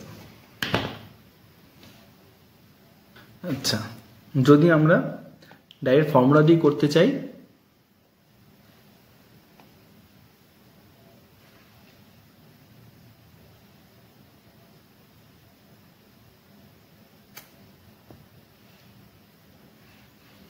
যদি আমরা মুখস্থ না রেখে করতে যাই তাহলে আমরা কিভাবে করব, তাহলে আমরা কি করব, আমাদের আয়তন ইকুয়াল টু কি করব আমরা, 4 মিটার গুণ 3 মিটার গুণ 2 মিটার ইকুয়াল টু 4 মিটার মানে কত সেন্টিমিটার, মানে 4 ইন্টু 100, 3 ইন্টু 100, 2 ইন্টু 100, এত সেমি কিউব। মানে প্রত্যেকটা মিটারকে আমরা সেমিতে নিয়ে গেলাম, মানে 24 ইন্টু 10⁶ সিসি। আচ্ছা, আমরা জানি কি 1 লিটার মানে 10 কিউব সিসি, অর্থাৎ 1 সিসি মানে 10⁻³ লিটার, অর্থাৎ 24 into 10⁶ into 10⁻³ litre equal to কত হবে, ইকুয়াল টু হবে 24 ইন্টু 10⁻³ লিটার। এভাবেও তোমরা করতে পারো, জাস্ট খেলা আর কি, কোন দিক দিয়ে তোমরা করবে। আচ্ছা, আমার পরের প্রশ্ন বলেছে একটি লোহার পাত্রের ব্যাস বলে দিয়েছে। আচ্ছা, লোহার পাত্র, লোহার গোলকের। আচ্ছা, আমাদের এখানে কয়েকটা জিনিসের আয়তন মুখস্থ রাখতে হবে, যেগুলো আমরা গণিতে বা ম্যাথামেটিক্সে আমরা যে জিনিসগুলো আমরা জানবো। হ্যাঁ, যদি একটা গোলক থাকে, গোলক মানে একটা ফুটবল, হ্যাঁ, এই ফুটবলের ব্যাসার্ধ যদি আমরা জানি, ব্যাসার্ধ কত? ব্যাসার্ধ হলো আর। যদি আমরা জানি তাহলে তার ভলিউম বা আয়তনের ফর্মুলা কত? আয়তনের ফর্মুলা হলো 4/3 পাই আর কিউব। ঠিক আছে, আমাদের গোলক আর চোঙ আর শঙ্কু এইগুলোর আয়তন আমাদের মুখস্থ রাখতে হবে, কারণ এই ধরনের জ্যামিতির জিনিসপত্র দিয়ে কোশ্চেন আসে। তাহলে আমাদের ফর্মুলায় ভ্যালুগুলো বসিয়ে দিই।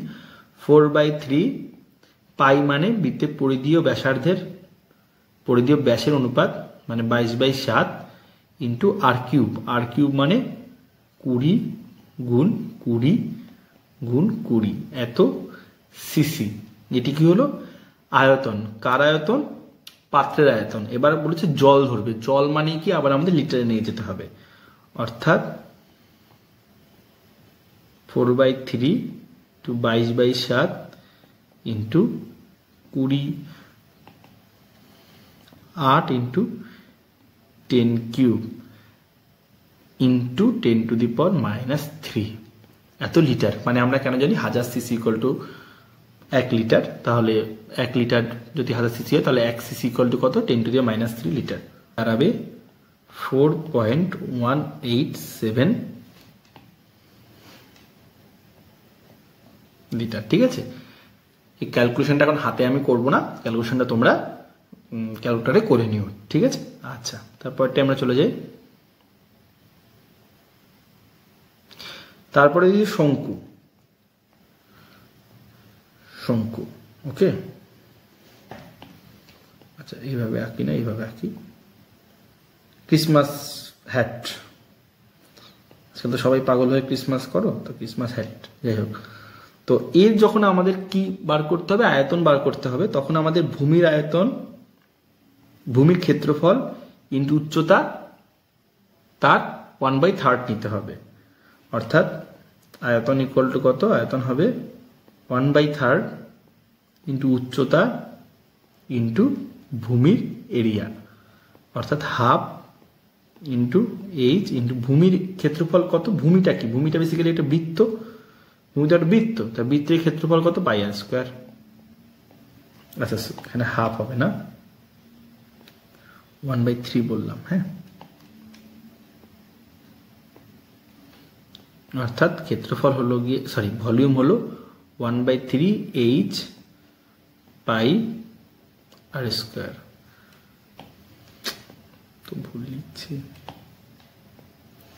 আচ্ছা তাহলে আমাদের ভ্যালুগুলো বসিয়ে দিলি আমরা কি পেয়ে যাব? আমরা এত সিসিতে পেয়ে যাব। জল দ্বারা পূর্ণ করতে হলে মানে আমাদের আবার 1000 দ্বারা ভাগ করতে হবে।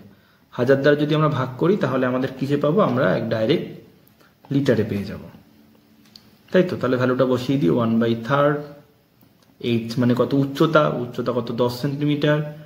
আচ্ছা ইন্টু 22/7 ইন্টু ব্যাস বলেছে কত? শঙ্কু আকৃতি পাত্রের ভিতরের ব্যাস হলো 6 সেন্টিমিটার। তাহলে ব্যাস যদি 6 সেন্টিমিটার হয়, ব্যাসার্ধ কত? 3 সেন্টিমিটার।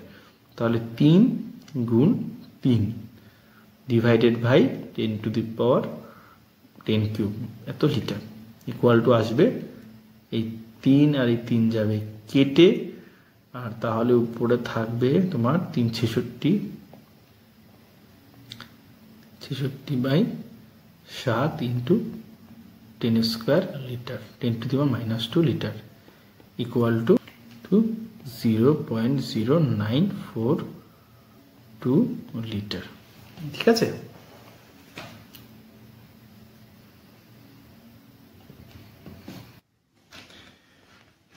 পরের প্রশ্ন কি বলেছে?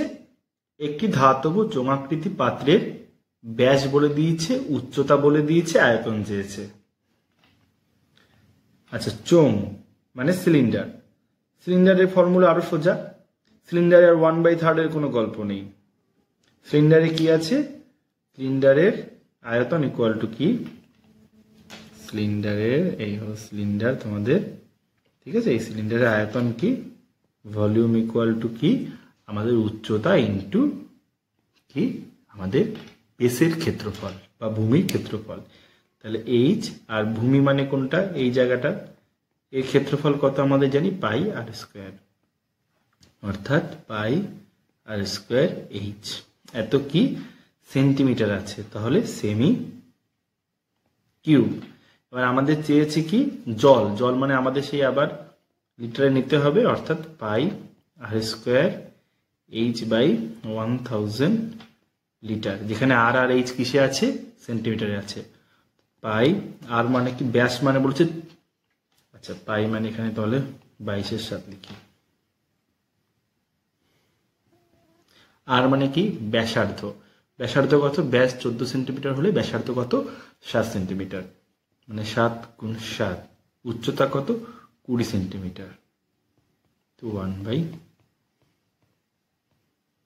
তাহলে 7 7 কেটে গেল, 2 একটা শূন্য কাটলো, তাহলে আমাদের থাকলো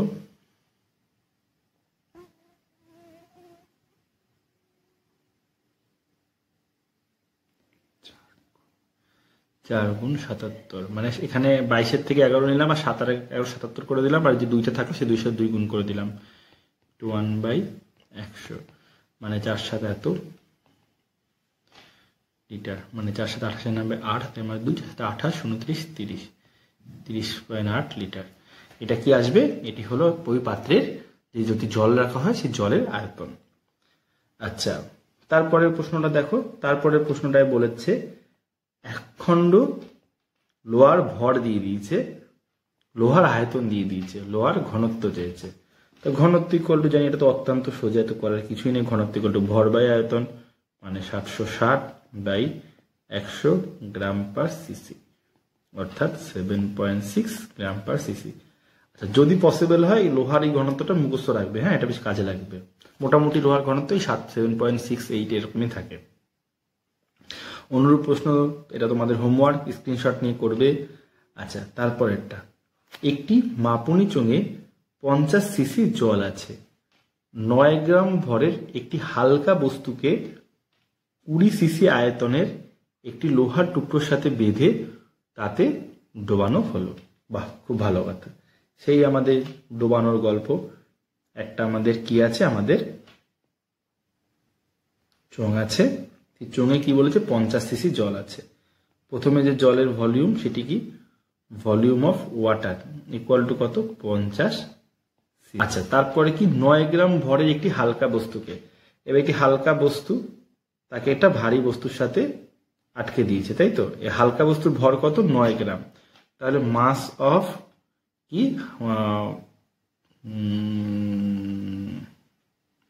মাস অফ অবজেক্ট ইকুয়াল টু কত বলেছে 9 গ্রাম। আচ্ছা, 9 গ্রাম ভরে একটি হালকা বস্তুকে 20 সিসি আয়তনের একটি লোহার টুকরোর সাথে বেঁধেছে, তাহলে লোহার টুকরোটার আয়তন কত, ভি অফ আয়রন, লোহার টুকরোটার আয়তন হলো কি কত 20 সিসি, বেঁধে ডোবানো হয়েছে। এর ফলে আয়তন পাওয়া গেল 80 সিসি, এর ফলে আয়তন পাওয়া গেল 80 সিসি, অর্থাৎ V of W plus V of iron মানে লোহার বল, এবং তার সাথে লোহার বলের সাথে কে বাধা আছে, বাধা আছে একটি হালকা বস্তু, মানে ভি অফ অবজেক্ট মানে ভলিউম অফ অবজেক্ট। এই তিনটের মিলিত ভর আয়তন কত 80 সিসি। তাহলে বলেছে হালকা বস্তুর ঘনত্ব কত। হালকা বস্তুর ভর আমি জানি, এই সমীকরণ থেকে আমাদের কি বেরিয়ে যাবে, এই সমীকরণ দিয়ে আমরা পেয়ে যাব হালকা বস্তুর আয়তন পেয়ে যাব, এই যে V0 কে পেয়ে যাব, তাহলে আমাদের ঘনত্ব পেয়ে যাব। তাহলে ঘনত্ব ইকুয়াল টু কি m0/V0, V0 m0 কত 9 গ্রাম, আর V0 কত দেখো এখানে VW মানে 50 প্লাস VI মানে লোহার বলের আয়তন কত 20, আর V0 কত বার করতে হবে ইকুয়াল টু 80, তাহলে V0 এখানে কত 10 সিসি। ঠিক আছে, তাহলে এখানে আমরা 10 সিসি বসিয়ে দিই, তাহলে আমাদের থাকবে 0.9 গ্রাম পার সিসি। এটি কি আমাদের হালকা বস্তু। দেখো হালকা বস্তুর যে ঘনত্ব সেটি কি জলের ঘনত্ব থেকে কম, আমরা দেখতে পাচ্ছি জলের ঘনত্ব 1 গ্রাম পার সিসি, অর্থাৎ আমরা বলতে পারি এটি কি জলে ভাসবে যদি এটাকে লোহার বল দিয়ে বাঁধানো হতো। 6 নাম্বার গেল, এবার 7 নাম্বারে চলে আসি। সেম মাপনী চোঙের গল্প। কি বলেছে, আচ্ছা একটি মাপনী চোঙের প্রাথমিক লেভেল 20, প্রাথমিক লেভেল কত আছে 20 সিসি, 20 সিসি এখানে ml আছে, ml আর সিসি একই, যাই হোক আমরা তাহলে ভলিউম অফ ওয়াটার কত 20 ml। বলছে একটি 15 গ্রাম লোহার টুকরো জলে নিমজ্জিত করায় কত গ্রামের লোহার টুকরো 15 গ্রাম, ভর কত 15 গ্রাম। জলের লেভেল 25 ml হলো, অর্থাৎ জলের বর্তমান লেভেল কত ভি অফ ওয়াটার, তার সাথে কি ভি অফ আয়রন, লোহার বলকে তো নিমজ্জিত করেছে, দুটো মিলিয়ে আয়তন কত হলো 25 ml। অর্থাৎ এখান থেকে আমরা কি পাই V of iron equal to কত পাই 5 ml, তাই তো, কারণ ভি অফ ওয়াটার আমরা জানি 20 ml। আচ্ছা এই অবধি গেল। তারপরের লাইনটা আমরা পড়ি, আবার একটি কর্কের টুকরোকে লোহার সাথে বেঁধে জলে নিমজ্জিত করেছে। আবার একটা কর্কের টুকরোকেও লোহার সাথে বেঁধেছে, মানে V of W plus V of I plus V of cork equal to কি হয়েছে 35 ml। তিনটে মিলিয়ে যখন জলের মধ্যে চুবাচ্ছে তখন আয়তন হচ্ছে 35 ml। তাহলে ভি অফ কর্কের আয়তন কত 35 মাইনাস 25 ইকুয়াল টু 10 ml। লোহার টুকরো কর্কের টুকরোর আয়তন, তাহলে লোহার টুকরোর আয়তন আমরা পেয়ে গেলাম, কর্কের টুকরোর আয়তন আমরা পেয়ে গেলাম। লোহার ঘনত্ব কত রো অফ আয়রন, এফিও লিখতে পারো, যাই হোক। লোহার ভর কত বলেছিলে 15, আর এটা কত পেলে 5, 15 গ্রাম পার ml, মানে 3 গ্রাম পার ml। ওকে, এটি হলো কি যে লোহাটা টুকরোটা আমরা ফেলেছি সেই লোহার টুকরোটার ঘনত্ব। দেখো লোহার টুকরোটার ঘনত্ব এখানে বেশ কম এসেছে, এর মানে কি টুকরোটা কি ভিতরটা ফাঁপা। আচ্ছা 8 নাম্বার বলেছে 4 ডিগ্রি সি উষ্ণতায় 40 গ্রাম জলে একটি পাত্র পুরোপুরি ভর্তি রয়েছে। আচ্ছা 4 ডিগ্রি উষ্ণতা কেন লিখেছে, 4 ডিগ্রি উষ্ণতা বলার মানে কি আমরা জলের ঘনত্ব পেয়ে গেলাম, গ্রো অফ ওয়াটার কত পেলাম 1 গ্রাম পার সিসি। আচ্ছা কি বলেছে 40 গ্রাম জল, মানে মাস অফ ওয়াটার কত পেলাম আমরা 40 গ্রাম। আচ্ছা এই দুটো দিয়ে আমরা কি পেতে পারি বলতো, mass of water by volume of water equal to কত 1, তাহলে ভলিউম অফ ওয়াটার কত আমরা লিখতে পারি volume of water equal to mass of water by rho G, rho W, অর্থাৎ এম ডাব্লিউ মানে কত 40 বাই 1 মানে 40 কি সিসি। আচ্ছা এই প্রথম টুকু দিয়ে এইটুকু দিয়ে আমরা এত ইনফরমেশন পেয়ে গেলাম, কি কাজে লাগবে আমাদের দেখি আমরা। বলেছে 4 ডিগ্রি সি উষ্ণতায় 40 গ্রাম জলে একটি পাত্র পুরোপুরি ভর্তি, মানে এই যে পাত্রটা আছে এই পাত্রটার মধ্যে কত আছে, কতটা জল আছে 40 গ্রাম জল আছে, 40 গ্রাম জল, এবং সেই জলের আয়তন জলের ঘনত্ব কত 1 গ্রাম পার সিসি, মানে এই পাত্রটার মধ্যে 1 গ্রাম পার সিসি আয়তনের 40 গ্রাম জল আছে। তাহলে এই যে জলটা আছে সেই জলটার ভলিউম কত, ভলিউম আমরা বার করলাম 40 সিসি। যদি জলটার ভলিউম 40 সিসি হয় তাহলে আমরা বলতে পারি এই যে স্থানটা আছে স্থানটার ভলিউম কত, এই যে পাত্রটার ভলিউম কত 40 সিসি। ওই পাত্রে 32 গ্রাম কেরোসিন ধরেছে, অর্থাৎ এই যে 40 সিসি আয়তনটা রয়েছে সেই আয়তনকে যদি আমি কেরোসিন দিয়ে পূর্ণ করি তাহলে যে কেরোসিনটা থাকবে সেই কেরোসিনটার ভলিউম কত, ভলিউম হলো গিয়ে কি 40 সিসি, কিন্তু তার ভর কত 32 গ্রাম, অর্থাৎ কেরোসিনের আয়তন কত 40 সিসি, কিন্তু আমাদের বলে দিয়েছে কেরোসিনের ভর কত, কেরোসিনের ভর বলে দিচ্ছে 32 গ্রাম, তাহলে কেরোসিনের ঘনত্ব কত ভর বাই আয়তন 32/40 গ্রাম পার সিসি। 8 দিয়ে কাটলে 4, 8 দিয়ে কাটলে 5, মানে 4/5 মানে 0.8 গ্রাম পার সিসি, 5040। হ্যাঁ আচ্ছা গেল।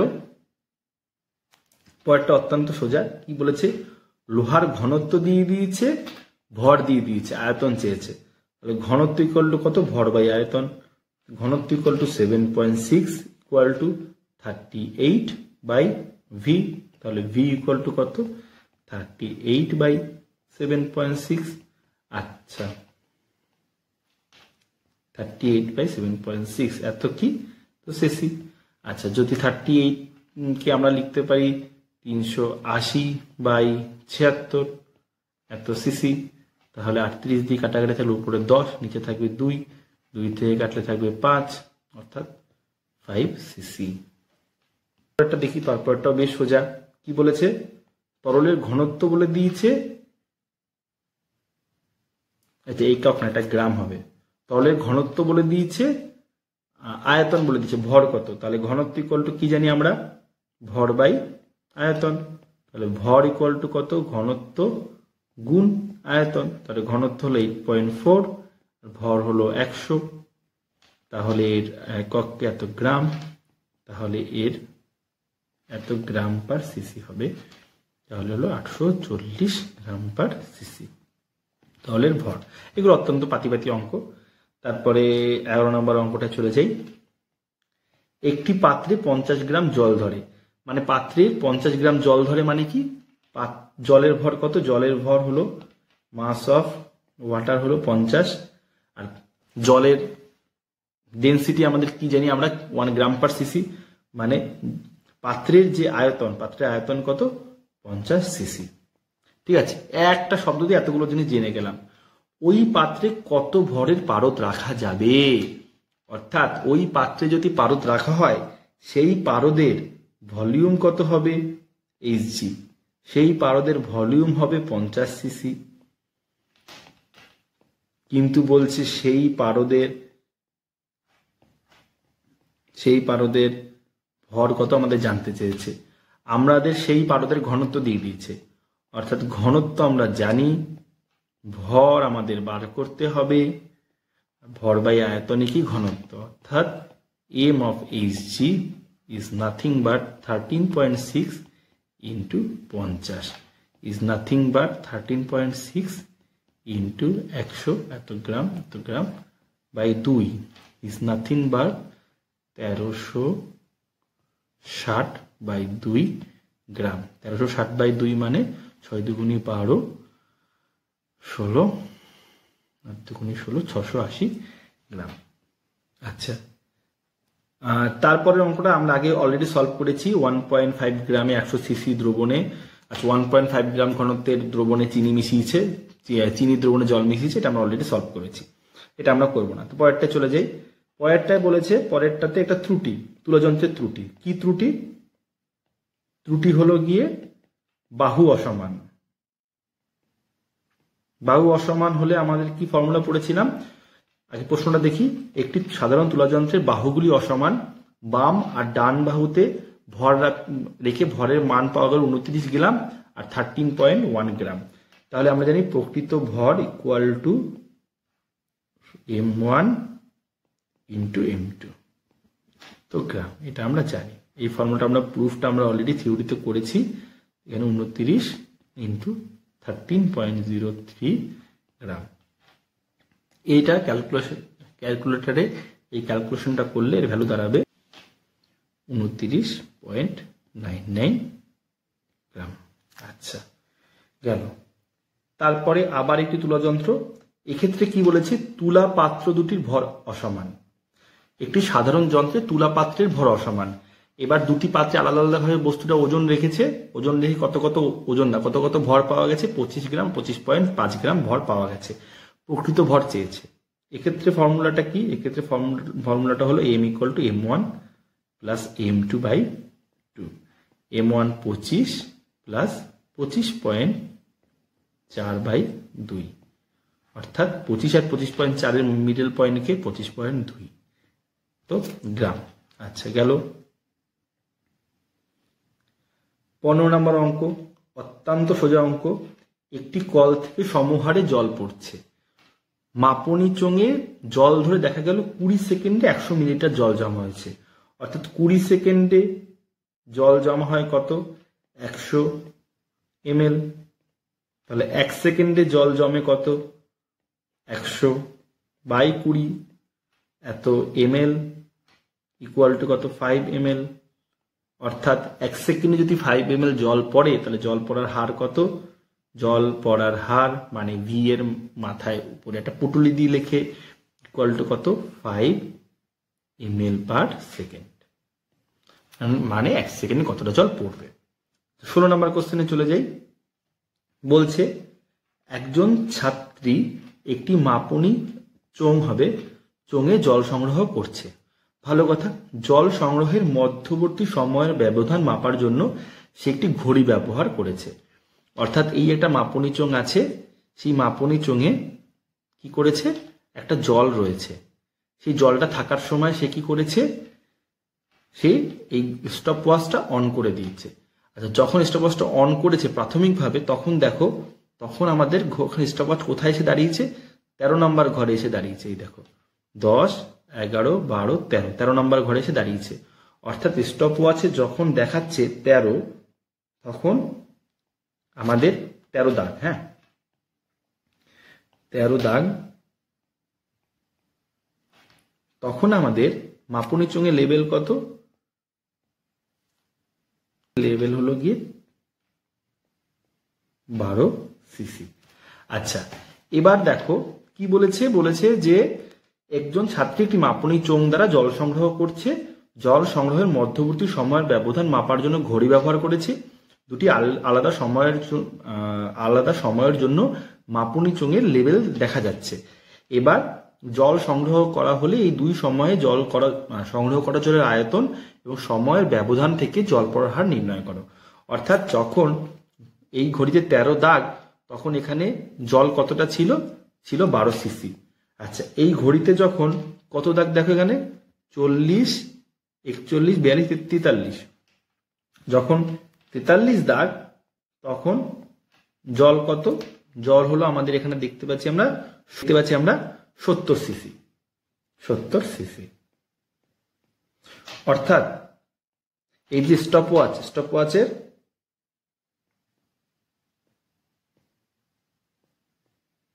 -43 - 13 মানে 30 দাগ।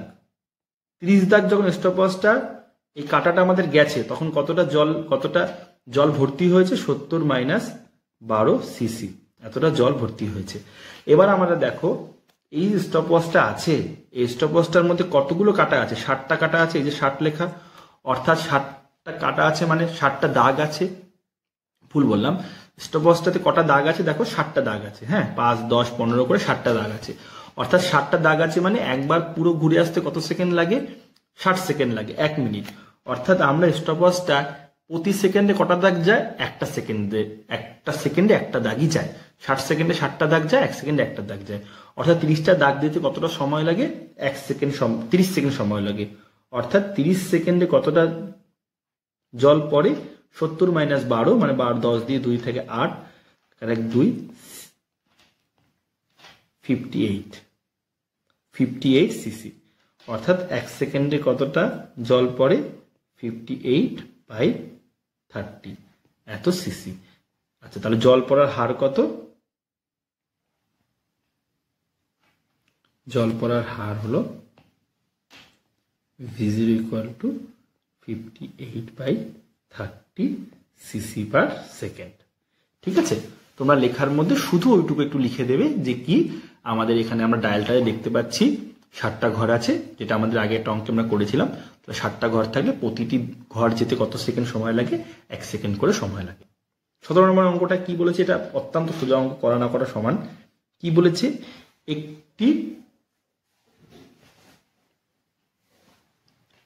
একটি বইয়ের পৃষ্ঠা সংখ্যা দিয়ে দিয়েছে। সাধারণ স্কেলের সাহায্যে বইটির 4বার বইটির বেদ পরিমাপ করা হয়েছে। তাহলে বইটির গড় বেদ কত, গড় বেদ হলো 5.6 + 5.7 + 5.5 + 5.6 বাই কত 4। আচ্ছা, এই 5 এটাকে মুখোমুখি হয়ে যাবে, এর যোগ করতে হবে না। 5.6 আর 5.6 এর গড় হলো 5.6, আর 5.7 আর 5.5 এর গড় হলো কত, 5.6। অর্থাৎ টোটাল গড় কত, টোটাল গড় হলো 5.6। যদি না বুঝতে পারো তাহলে ক্যালকুলেশন করে তার করবে। ঠিক আছে, তাহলে গড় বেদ যদি আমরা পেয়ে যাই, এর মানে কি 1000টা পৃষ্ঠার বেদ কত, 1000টা পৃষ্ঠার থিকনেস কত, 5.6। তাহলে প্রতিটি পৃষ্ঠার বেদ কত, প্রতিটি পৃষ্ঠার বেদ হলো 5.6/1000, হলো T1000, এটা হলো T1। ইকুয়াল টু কত, এত কি আমাদের এত সেন্টিমিটার, বা 5.6 ইন্টু 10⁻³ সেন্টিমিটার। ঠিক আছে,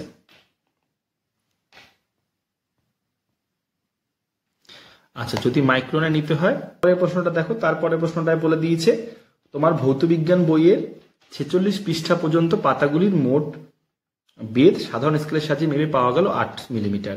আচ্ছা 46টা পৃষ্ঠার বেদ কত, T46, 46টা পৃষ্ঠার বেদ হলো 8 মিলিমিটার। তাহলে একটি পৃষ্ঠার বেদ কত, 8/46 mm ইকুয়াল টু 8/46 mm। তো এটাকে 10³ করে মিলিমিটারকে মাইক্রোমিটারে নিয়ে নিই। মাইক্রোমিটার ক্যালকুলেট করে দেখা যাবে, এর ভ্যালু আসবে প্রায় 173 মাইক্রোমিটার। আচ্ছা 18 নম্বর অঙ্ক হয়ে গেল। আর দুটো অঙ্ক, আচ্ছা এটাও সেম অঙ্ক, স্ক্রিনশট নিয়ে অঙ্কটা করে নেবে, সলভ করে অ্যান্সারটা বলবে। আচ্ছা তারপরে হলো ভার্নিয়ার স্কেলের অঙ্ক।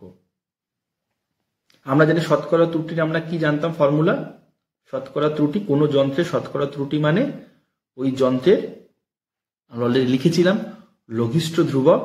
লঘিষ্ঠ ধ্রুবক মানে কি, ভার্নিয়ার স্কেলের ধ্রুবক। একটি ভার্নিয়ার স্কেলের ধ্রুবক দিয়ে দিয়েছে, অর্থাৎ লঘিষ্ঠ ধ্রুবক। কোনো যন্ত্রের শতকরা ত্রুটি মানে লঘিষ্ঠ ধ্রুবক। আর যে দৈর্ঘ্যটা আমরা পরিমাপ করব সেই দৈর্ঘ্যের মান, বা যে জিনিসটা আমরা পরিমাপ করবো, যে রাশিটা আমরা পরিমাপ করবো সেই রাশিটির মান, দৈর্ঘ্যের মান এক্ষেত্রে ইন্টু 100। আচ্ছা ভার্নিয়ার স্কেলের লঘিষ্ঠ ধ্রুবক কত, 0.01। আচ্ছা দৈর্ঘ্যের মান 10 ইন্টু 100। এটি করলে যেটা আসবে সেটি কি আমাদের শতকরা ত্রুটি মানে 0.1%। আচ্ছা খুব ভালো করে দেখো, কথাটা একটা কথা বলে দিয়েছে, কি বলেছে, কোন ভার্নিয়ার স্কেলের ধ্রুবক, কোন একটা স্কেলের ধ্রুবক কাকে বলে, তাকেই বলে যার দ্বারা তার সর্বনিম্ন মান মাপা যাবে। মানে কোন একটা ভার্নিয়ার স্কেলের ধ্রুবক মানেই তাহলে আমরা বুঝবো তার লঘিষ্ঠ ধ্রুবকের কথাই বলেছে। ঠিক আছে, আচ্ছা তারপরটায় চলে যাই। তারপর আচ্ছা পরের অঙ্কটাতে দেখো, এটা সেম টাইপের, এটা আমি আর বলছি না। এখানে কি বলেছে, একটা চোঙের ক্ষুদ্রতম দাগ, ক্ষুদ্রতম দাগ মানে কত, লঘিষ্ঠ ধ্রুবক। লঘিষ্ঠ ধ্রুবক কত বলেছে, 2 সিসি। আচ্ছা তার দ্বারা কত মাপ মেপেছে, 25 সিসি। বলেছে এর সম্ভাব্য শতকরা ত্রুটি কত, ইন্টু 100 ইকুয়াল টু থাকবে 8%। এটাই হলো এর অ্যান্সার, এটাই হলো অঙ্ক। এটা কি আর করার আছে, কিছুই নেই। আচ্ছা তারপরের অঙ্কটা দেখো, তারপরের অঙ্কটা, এটা আমাদের আজকে লাস্ট অঙ্ক। হ্যাঁ এটা করলে পরে আমাদের এই পরিমাপ অধ্যায়ের মোটামুটি সমস্ত অঙ্ক দিয়ে মোটামুটি শেষ। বলেছে এক বিক্রেতা দুজন ক্রেতাকে যথাক্রমে 30 টাকা কেজি ধরে 1 কেজি এবং 15 টাকা পার পাউন্ড ধরে 2 কেজি চাল বিক্রি করেছে। আচ্ছা কি করেছে লোকটা, প্রথমে একজনকে বলেছে তোরা তুই কেজিতে নে, একজনকে বলেছে তুই পাউন্ডে নে। এবার বলেছে তার কত লাভ হবে, 1 পাউন্ডের সাথে গ্রামের সম্পর্ক দিয়ে দিয়েছে। আচ্ছা দুভাবে করা যায়। প্রথমে ধরো আমরা টাকাটাকে মেলাবো, কি মেলাবো, প্রথম পরিমাণটাকে মেলাই, কি মেলাই দেখো। প্রথম ব্যক্তি কি করেছে, প্রথম জনকে কি করেছে, 30 টাকায় প্রথম লোককে কি করেছে, প্রথম জনকে 1 কেজি কি বিক্রি করেছে, চাল বিক্রি করেছে।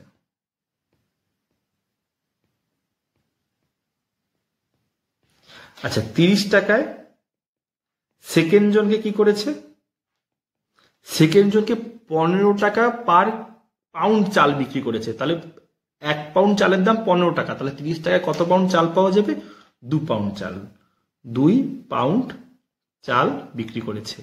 আচ্ছা 2 পাউন্ড চাল মানে কত, 2 ইন্টু 453.6 গ্রাম, মানে আমাদের 907.2 গ্রাম, মানে আমাদের 0.9 কেজি। অর্থাৎ প্রথম ব্যক্তিকে 30 টাকাতে 1 কেজি দিয়েছে, দ্বিতীয় ব্যক্তিকে 30 টাকাতে 0.9 কেজি দিয়েছে। তাহলে কোন ব্যক্তিটাকে ঠকিয়েছে, দ্বিতীয় ব্যক্তিটাকে ঠকিয়েছে। তাহলে কোন ক্ষেত্রে তার লাভ হচ্ছে, তার দ্বিতীয় ক্ষেত্রে লাভ হচ্ছে। আচ্ছা, এই একভাবে করতে পারো। আর একভাবে কি করতে পারো দেখো, আর একভাবে তুমি ক্রয় মূল্য বার করতে পারো। আচ্ছা, প্রথমটার ক্রয় মূল্য, বিক্রয় মূল্য, বিক্রয় মূল্য, প্রথম যে চাল তার বিক্রয় মূল্য কত ছিল? 30 টাকা পার কেজি। আচ্ছা, দ্বিতীয় ক্ষেত্রে কি হলো? দ্বিতীয় ক্ষেত্রে বিক্রয় মূল্য কত হলো? 15 টাকা পার পাউন্ড। এখান থেকে কি পাই? 453.6 গ্রাম। এর দাম কত? 15 টাকা। তাহলে 1 কেজি মানে 1000 গ্রামের দাম কত?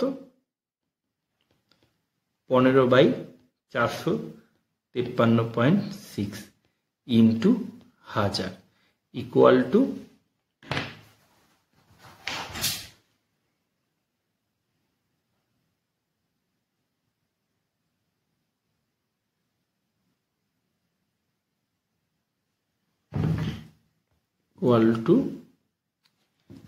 33.06 এত টাকা। মানে দ্বিতীয় ক্ষেত্রে বিক্রয় মূল্য কত? 33.06 টাকা পার কেজি। তাহলে আমরা বুঝতেই পারছি প্রথম ক্ষেত্রে বিক্রয় মূল্য ছিল 30 টাকা, দ্বিতীয় ক্ষেত্রে বিক্রয় মূল্য হলো 33 টাকা, মানে দ্বিতীয় ক্ষেত্রে সে বেশি লাভ করেছে। তাহলে পরিমাণ দিয়েও ঘুরিয়ে করানো যায়, আবার বিক্রয় মূল্য দিয়েও প্রমাণ করা যায় যে সে দ্বিতীয় ক্ষেত্রে বেশি লাভ করেছে। আচ্ছা, তাহলে এখানে আমাদের মোটামুটি আজকের শেষ মানে এই অধ্যায় শেষ। তাহলে অধ্যায়টা আশা করি তোমরা খুব ভালোভাবে বুঝতে পারবে। সেকেন্ড অধ্যায় আমরা নেক্সট দিন থেকে শুরু করব। আচ্ছা, এর কোনো ডাউট থাকলে অলরেডি আমাকে জানিয়ে দেবে। ইউটিউব চ্যানেলের লিংক, নাম্বার, ফোন নাম্বার, টেলিগ্রামের লিংক সবকিছু দেওয়া আছে। ভালো করে দেখো এবং বন্ধুদের সাথে শেয়ার করো। চলো, বাই, ভালো থাকবে।